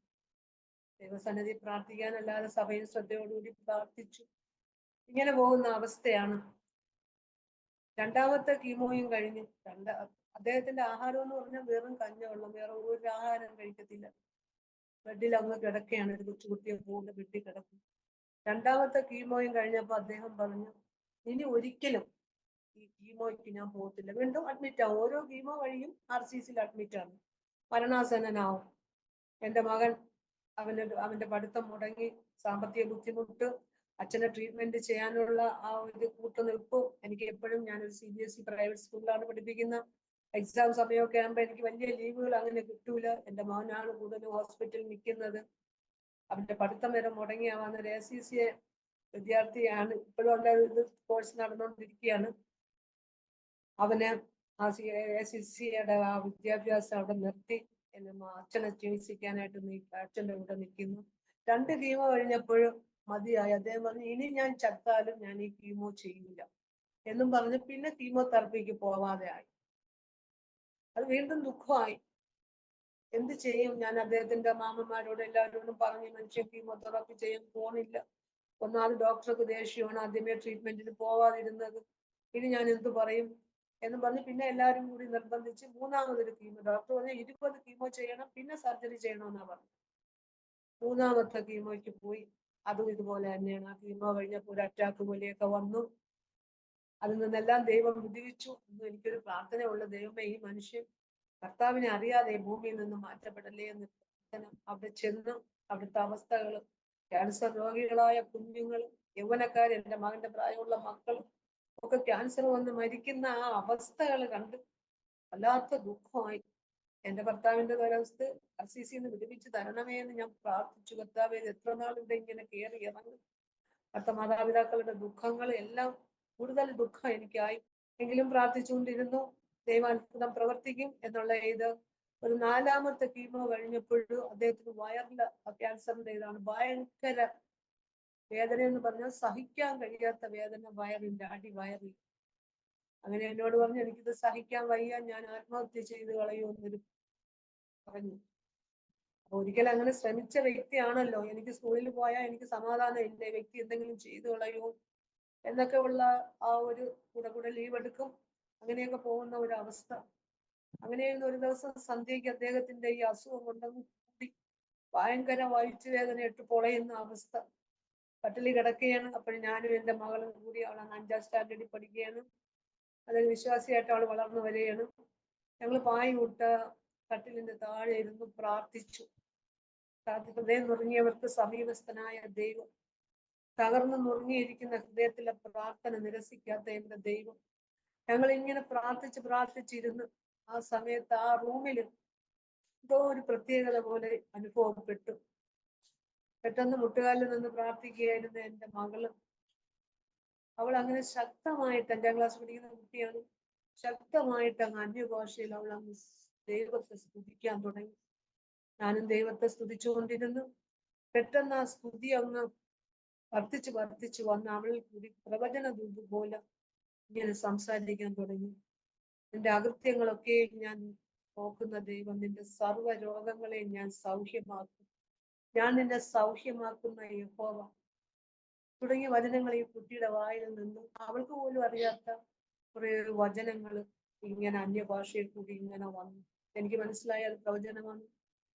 എന്നിട്ട് ഒരു ഉൾപ്രേരണ എന്ന പോലെ ഈ കുട്ടി അവളുടെ കരം ഈ അച്ഛന്റെ അടിവയറ്റിലോട്ട് അങ്ങ് വെച്ചു. ഭയങ്കരമായിട്ട് പ്രാർത്ഥിച്ചു. ഞാൻ സ്തുതിച്ചുകൊണ്ടിരുന്നു.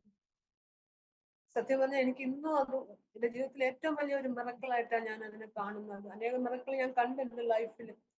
ആ കുട്ടി ഇങ്ങനെ അടിവയറ്റിൽ കൈവച്ച് ഇങ്ങനെ അന്യഭാഷയെ പ്രാർത്ഥിച്ച് പ്രവചിച്ച ആ സമയം തന്നെ അദ്ദേഹത്തിന്റെ ആ വേദന വിട്ടങ്ങ് മാറി. അദ്ദേഹം ചാടി എണീറ്റ് മോളെ കെട്ടിപ്പിടിച്ചിട്ട് പറഞ്ഞു, മോളെ, എന്റെ വേദന മാറി, നീയാണ്, നിന്റെ പ്രാർത്ഥനയാണ് എനിക്ക് സൗഖ്യം തന്നത്. ഞാൻ പറഞ്ഞു, അത് അവളല്ല, അവൾ കൂടി കർത്താവാണ് പ്രവർത്തിച്ചത്, കുഞ്ഞിൽ കൂടി ദൈവം പ്രവർത്തിക്കുക എന്ന് പറഞ്ഞു. അതോടുകൂടി അദ്ദേഹത്തിന്റെ ആ വിശ്വാസം, എപ്പോഴും പറയും ഭാഷന്മാരൊന്നുമല്ല, എന്റെ മകളുടെ പ്രാർത്ഥനയിൽ എന്റെ വേദന, അതുവരെയും പിന്നെ വേദന വന്നിട്ടില്ല, ആ ക്ഷണം മാറി. അതോടുകൂടി അദ്ദേഹത്തിന് ആ പഴയ വിശ്വാസം കുറേശ്ശെ വീണ്ടും വരാൻ തുടങ്ങി. വീണ്ടും നിർബന്ധിച്ചു കൊണ്ടുപോയി ഒരു കീമോയും കൂടെ എടുത്തു. എന്ത് പ്രാർത്ഥിച്ചു, ദൈവമേ ഈ കീമോ അദ്ദേഹത്തിന് പേടിയാ. ലാസ്റ്റിൽ കീമോ എടുത്തിട്ട് ഞാൻ ഡോക്ടറോട് പറഞ്ഞു, കീമോ എടുക്കാൻ വരുന്നില്ല, വലിയ ബുദ്ധിമുട്ടാണ്. അപ്പൊ ഡോക്ടർ പറഞ്ഞു, ഈ ഒരു കീമോയും കൂടി എടുത്തിട്ട് നിങ്ങൾ വീണ്ടും ഒരു സ്കാൻ ചെയ്ത് നോക്ക്, സർജറി ഒന്നും വേണ്ടി വരുമെന്ന് തോന്നുന്നില്ല എന്ന് പറഞ്ഞു. ലാസ്റ്റ് കീമോയിലും അങ്ങ് മരണ സ്റ്റേജ് വരെ പോയി.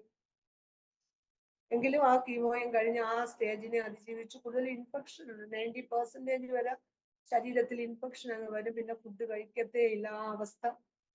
അവസാനം ഡോക്ടർ പറഞ്ഞു, പെട്ടെന്ന് പറഞ്ഞൊരു സ്കാൻ ഉണ്ട്, നിങ്ങൾ ഒരു പെറ്റ് സ്കാൻ കൂടി എടുത്ത് നോക്ക്, ഇമ്പ്രൂവ് എന്തെങ്കിലും മാറ്റം ഉണ്ടോ എന്ന് നമുക്ക് അറിയാമെന്ന് പറഞ്ഞു. ദൈവസന്നിധി കണ്ണുനീരോടെ പ്രാർത്ഥിച്ചു. ദൈവമേ, എന്റെ കുട്ടിയെ കൂടി അങ്ങ് സംസാരിച്ചത് സത്യമാവണേ എന്ന് പ്രാർത്ഥിച്ചു. അങ്ങനെ വീണ്ടും പോയി ഒരു പെറ്റ് സ്കാൻ എടുത്തു. ആ പെറ്റ് സ്കാന്റെ റിസൾട്ട് വന്നപ്പോൾ ഡോക്ടറിന്റെ വായിന്ന് വീണത്, ഇതൊരു മിറക്കിൾ ആയിരിക്കുന്നല്ലോ. വാമന്റെ പുറത്ത്, എന്റെ ഹസ്ബൻഡിന്റെ പേര് വാമൻ എന്നാണ്, വാമന്റെ ബോഡിയിൽ ക്യാൻസർ സെല്ലേ ഇല്ല എന്നും പറഞ്ഞ് അദ്ദേഹത്തിന് വലിയ സന്തോഷത്തോടെ ഡോക്ടർ, കാരണം ഒരു അനുസരണ ഇല്ലാത്ത ആളാണ്, കീമോ ചെയ്യാൻ പോകത്തില്ല. ഡോക്ടർക്ക് വലിയ സന്തോഷമായി. ഞങ്ങൾക്ക് ഇനി ട്രീറ്റ്മെന്റ് ഒന്നും വേണ്ട, വേണമെങ്കിൽ 2-3 റേഡിയേഷൻ കൂടെ ആ ചെവിയുടെ താഴെയും ഒക്കെ ചെയ്താൽ മതി എന്ന് പറഞ്ഞ് അങ്ങനെ ഒരു 3-4 റേഡിയേഷനും കഴിഞ്ഞു. അദ്ദേഹത്തിന് പൂർണ്ണ സൗഖ്യം ആ ക്യാൻസറിൽ നിന്ന് കിട്ടി. ദൈവത്തിന് സ്തോത്രം. അദ്ദേഹത്തിനോട് ട്രീറ്റ്മെന്റിന് വന്ന പലരും, അദ്ദേഹത്തിന്റെ ആ അവസ്ഥയിൽ പോലും എത്താത്ത പലരും മരണപ്പെട്ടത് ഞാൻ കണ്ടു. അങ്ങനെ ആ ക്യാൻസറിൽ നിന്ന് എന്റെ ദൈവം, കർത്താവായ ദൈവം പൂർണ്ണ സൗഖ്യം കൊടുത്തു. ഞാൻ പ്രാർത്ഥിച്ചത് എന്റെ ഭർത്താവിന്റെ മദ്യപാനം മാറണം, അദ്ദേഹത്തിന്റെ ആകാത്ത പ്രവൃത്തി മാറണം, കൂട്ടുകെട്ട് മാറണം. ആവശ്യമില്ലാത്ത കൂട്ടുകെട്ട്, ഈ പലിശയ്ക്ക് പണം എടുത്തുള്ളതായ ജീവിതം മാറണം. അപ്പൊ എന്റെ വിചാരം ഇതെല്ലാം ദൈവം കേട്ട് 1 by 1 ആയിട്ട് ദൈവം മാറ്റി തരും. പക്ഷെ ഞങ്ങളുടെ വിചാരങ്ങളല്ല യഹോവയുടെ വിചാരം. ഈ അസുഖത്തിന്റെ പ്രത്യേക ഒരു സാഹചര്യത്തിൽ കൂടി കൊണ്ടുപോയി എന്റെ പിന്നിൽ ഒരുപാട് കഷ്ടത അനുഭവിച്ച് 2017 തുടങ്ങിയ ട്രീറ്റ്മെന്റ് ഏകദേശം ഒരു 19 വരെ 2019 വരെ പോയി. ദൈവം പൂർണ്ണ സൗഖ്യം തന്നിട്ട് പറഞ്ഞ് ഡോക്ടർ പറഞ്ഞു ഇനി ഇങ്ങോട്ട് വരണ്ട. ഒരു പലരും ചോദിക്കും ട്രീറ്റ്മെന്റ് ഉണ്ടോ, മരുന്നുണ്ടോ? സത്യം പറഞ്ഞാൽ ഒരു ടാബ്ലറ്റ് പോലും അദ്ദേഹം കഴിക്കുന്നില്ല. വർഷത്തിൽ ഒരിക്കൽ ഒരു ചെക്കപ്പ്. അദ്ദേഹത്തിന് പൂർണ്ണ സൗഖ്യം എന്റെ കർത്താവ് കൊടുത്തു. അനേകരോട് ഇത് ഞങ്ങൾ സാക്ഷ്യം പറഞ്ഞു. അദ്ദേഹം നല്ല ഒരു സൽസ്വഭാവിയായിട്ട് ദൈവം മാറ്റി. മദ്യപാനമില്ല, കൂട്ടുകെട്ടില്ല, എങ്ങും പോകാതെ സ്വസ്ഥമായിട്ട് വീട്ടിലിരിക്കുന്ന ഒരു അനുഭവമാണ്. ഇത്രയേറെ അനുഭവങ്ങൾ എന്റെ കർത്താവ് എന്റെ ജീവിതത്തിൽ തന്നു. ഇതിനിടയിൽ എനിക്ക് എടുത്തു പറയാനുള്ളത്, എന്റെ സഹോദരൻ ആദ്യമൊക്കെ എതിരായിരുന്നു, വിശ്വാസമാകാം പക്ഷെ മതഭ്രാന്താകരുതെന്ന് പറഞ്ഞ സഹോദരൻ ഇതിന് കുറച്ച് വർഷങ്ങൾക്ക് മുന്നേ ദൈവം പിടിച്ചു. അവിടുത്തെ ഗൾഫിലെ ജോലി എല്ലാം എടുത്ത് കളഞ്ഞിട്ട് ഇവിടെ വന്നൊരു വലിയ സുവിശേഷകനായി. അവർക്ക് ചിറയൻകീഴ് ഒരു ഇൻഡിപെൻഡന്റ് ചർച്ച് എന്റെ ബ്രദറിന് അവിടെ ഉണ്ട്. അങ്ങനെയല്ല എന്റെ പിന്നീട് വേറൊരു മിറക്കിൾ എന്ന് പറയാൻ, എന്റെ ഭർത്താവിന്റെ കുടുംബത്തെ ഒരു 10 മക്കളാണ്.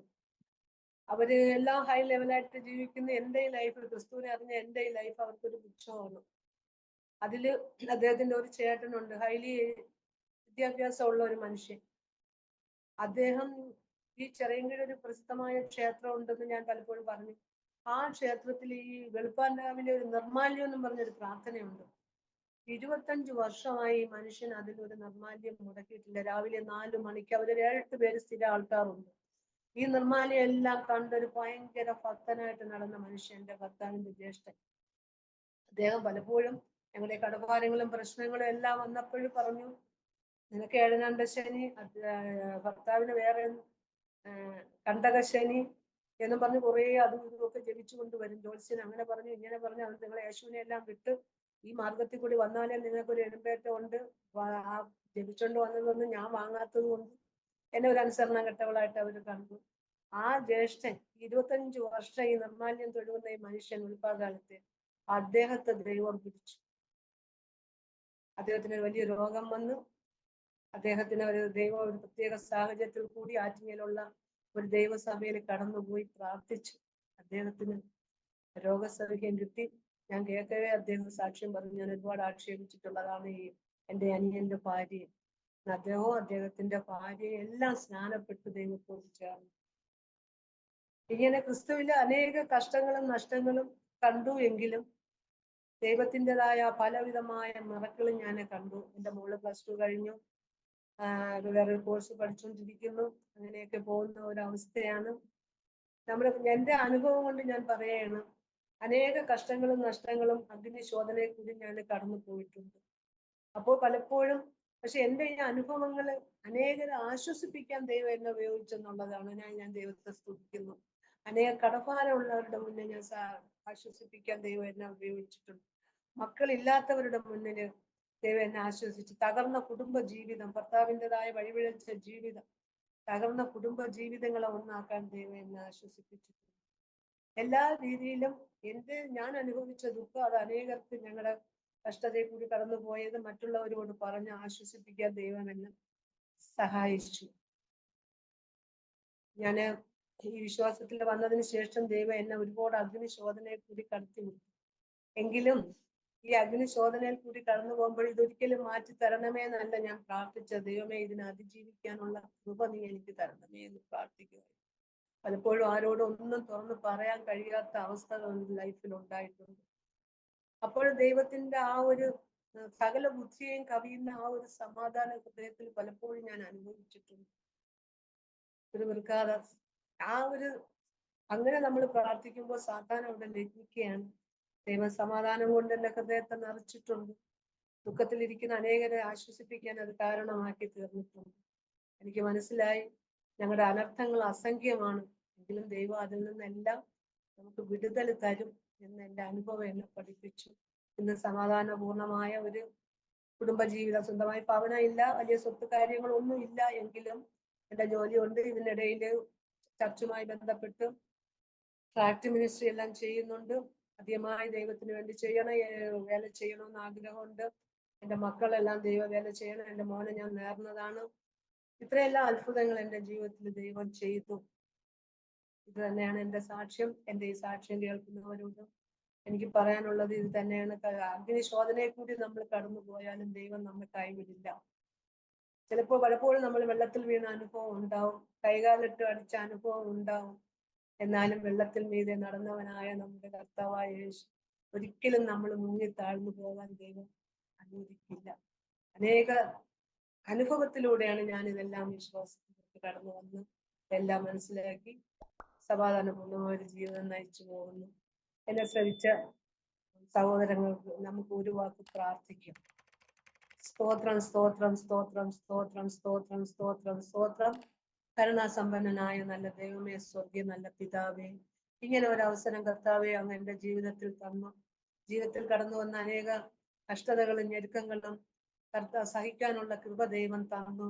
ദൈവം പ്രത്യാശ തന്നു. എല്ലാം നന്മയ്ക്കാക്കി കൂടി വ്യാപരിക്കുമെന്നുള്ള വിശ്വാസം എന്റെ ഹൃദയത്തിൽ തന്നു. ദൈവം ഇതുവരെ എന്നെ നിലനിർത്തി. യോബിന്റെ പുസ്തകത്തിൽ പറയുന്നത് പോലെ 6 കഷ്ടങ്ങളിൽ നിന്നും ദൈവം നിന്നെ വിടുവിക്കും. 7ാമത്തെ കഷ്ടതയോ നിന്നെ തൊടുകയില്ല. അപ്രകാരം എന്നെ നടത്തിയ ദൈവമേ സ്തോത്രം. ഈ എന്റെ സാക്ഷ്യം കേട്ടതായ സഹോദരങ്ങൾക്ക് വേണ്ടി പ്രാർത്ഥിക്കുന്നു. അവർ ആരെങ്കിലും ഞാൻ അനുഭവിച്ച പ്രശ്നത്തിൽ കൂടി കടന്നു പോകുന്നവരുണ്ടെങ്കിൽ, കടഭാരത്താലോ മക്കളില്ലായ്മയാലോ തകർന്ന കുടുംബജീവിതം, ഭർത്താവിൻ്റെതായ ദുർനടപ്പ് ജീവിതം, ഇങ്ങനെ ആരെങ്കിലും ഒക്കെ ആ ഒരു സാഹചര്യത്തിൽ കൂടി കടന്നു പോകുന്നുണ്ടെങ്കിൽ ഇതിനെല്ലാം നല്ലവനായ കർത്താവ് പരിഹാരം തരുമെന്നുള്ള ആ ഒരു വിശ്വാസം അവർക്ക് അധികമായി കർത്താവ് കൊടുക്കണം. ഇത് കേൾക്കുന്നവരുടെ ഹൃദയത്തില് ദൈവ രൂപാന്തരം കൊടുക്കണം. അത് ആശ്വസിപ്പിക്കണമേ എന്ന് പ്രാർത്ഥിക്കുന്നു. കർത്താവെ എല്ലാവരെയും താഴ്ത്തി വചനം കേട്ടവരെ താഴ്ത്തി ഏൽപ്പിക്കുന്നു. യേശു ക്രിസ്തുവിന്റെ നാമത്തിൽ തന്നെ. ആമേൻ, ആമേൻ, ആമേൻ. താങ്ക് യു കർത്താവിൻ്റെ ദാസി.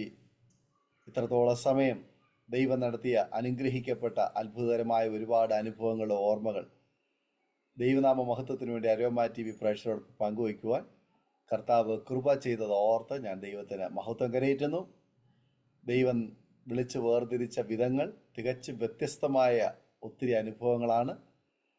ദൈവം തൻ്റെ സാക്ഷ്യം വഹിക്കുവാൻ വേണ്ടി ഇന്ന് നിർത്തിയിരിക്കുന്നത് ഓർത്ത് ദൈവത്തിന് മഹത്വം. അതിനായി ദൈവം തന്ന ഒരുപാട് അനുഭവങ്ങളുണ്ടല്ലോ. അതൊക്കെ അനുഭവിച്ചപ്പോൾ, കടന്നു പോയപ്പോൾ അത് അത്ര സുഖകരമായിരുന്നില്ല. എന്നാൽ ഇന്ന് അനേക പ്രിയപ്പെട്ടവർ ഇതേ അനുഭവത്തിൽ കൂടി ആയിരിക്കുന്നവർക്ക് ആശ്വാസം പകരുവാൻ, ധൈര്യം പകരുവാൻ, പ്രത്യാശ പകരുവാൻ ഈ ജീവിതാനുഭവം ഉപകരിക്കട്ടെ എന്ന് ഞങ്ങളും ആഗ്രഹിക്കുന്നു, ആശംസിക്കുന്നു, പ്രാർത്ഥിക്കുന്നു. അരോമ TV പ്രേക്ഷകരോടൊപ്പം സമയം വേർതിരിച്ചതിന് ഒരു പ്രാവശ്യം കൊണ്ട് നന്ദി അറിയിക്കുന്നു. പ്രേക്ഷകരെ, നിങ്ങൾക്ക് ഈ സാക്ഷ്യം അനുഗ്രഹമായി തീർന്നു എന്ന് ഞങ്ങൾ വിശ്വസിക്കുകയാണ്. തീർച്ചയായിട്ടും നിങ്ങളുടെ പ്രിയപ്പെട്ടവർക്ക്, സുഹൃത്തുക്കൾക്ക് നിങ്ങൾ ഷെയർ ചെയ്ത് കൊടുക്കണം. നിങ്ങളുടെ വിലയേറിയ അഭിപ്രായങ്ങളും നിർദ്ദേശങ്ങളും കമൻറ്റ് ബോക്സിൽ രേഖപ്പെടുത്താൻ മറക്കരുത്. അതുപോലെ തന്നെ നിങ്ങൾക്കൊരു പ്രാർത്ഥനാ വിഷയമുണ്ട്, ഞങ്ങളുമായി പങ്കിടുവാൻ നിങ്ങൾ ആഗ്രഹിക്കുന്നെങ്കിൽ സ്ക്രീനിൽ കാണുന്ന വാട്സപ്പ് നമ്പറിൽ ഞങ്ങളെ അറിയിച്ചാൽ ഞങ്ങൾ നിങ്ങൾക്ക് വേണ്ടി പ്രാർത്ഥിക്കുന്നു. സാക്ഷ്യം പറഞ്ഞ പ്രിയപ്പെട്ടവരോടൊപ്പം തിങ്കളാഴ്ച വൈകുന്നേരങ്ങൾ 9 മണി മുതൽ പ്രാർത്ഥന നടക്കുന്നു. ഓൺലൈൻ പ്രാർത്ഥനയിൽ നിങ്ങൾക്ക് സംബന്ധിക്കാവുന്നതാണ്. അടുത്ത അനുഗ്രഹിക്കപ്പെട്ട സാക്ഷ്യവും വചനചിന്തയുമായി നാം വീണ്ടും കൂടി കാണും വരെ എല്ലാ പ്രിയപ്പെട്ടവർക്കും goodbye. God bless you all. ആമേൻ. ഓർമ്മയുടെ മനോരഥത്തിൽ മായാത്ത ഓർമ്മയ്ക്കായി അരോമ മാട്രിമോണിയിൽ നിന്നും ജീവിത പങ്കാളിയെ കണ്ടെത്തൂ. നിങ്ങൾ ഒരു ക്രിസ്തീയ ജീവിത പങ്കാളിയെ അന്വേഷിക്കുകയാണോ? അതോ മക്കൾക്ക് അനുയോജ്യമായ ഒരു തക്ക തുണയ്ക്ക് വേണ്ടി പ്രാർത്ഥിക്കുന്ന വ്യക്തിയാണോ? എങ്കിൽ അരോമ മാട്രിമോണി നിങ്ങൾക്ക് വേണ്ടിയാണ്. ഇന്നു തന്നെ സൗജന്യമായി രജിസ്റ്റർ ചെയ്യൂ. അരോമ മാട്രിമോണിയുടെ പ്രത്യേകതകൾ: രജിസ്ട്രേഷൻ തികച്ചും സൗജന്യം. ലോകത്തെവിടെയുമുള്ള അനുയോജ്യമായ ക്രിസ്തീയ ജീവിത പങ്കാളിയെ തിരഞ്ഞെടുക്കാം.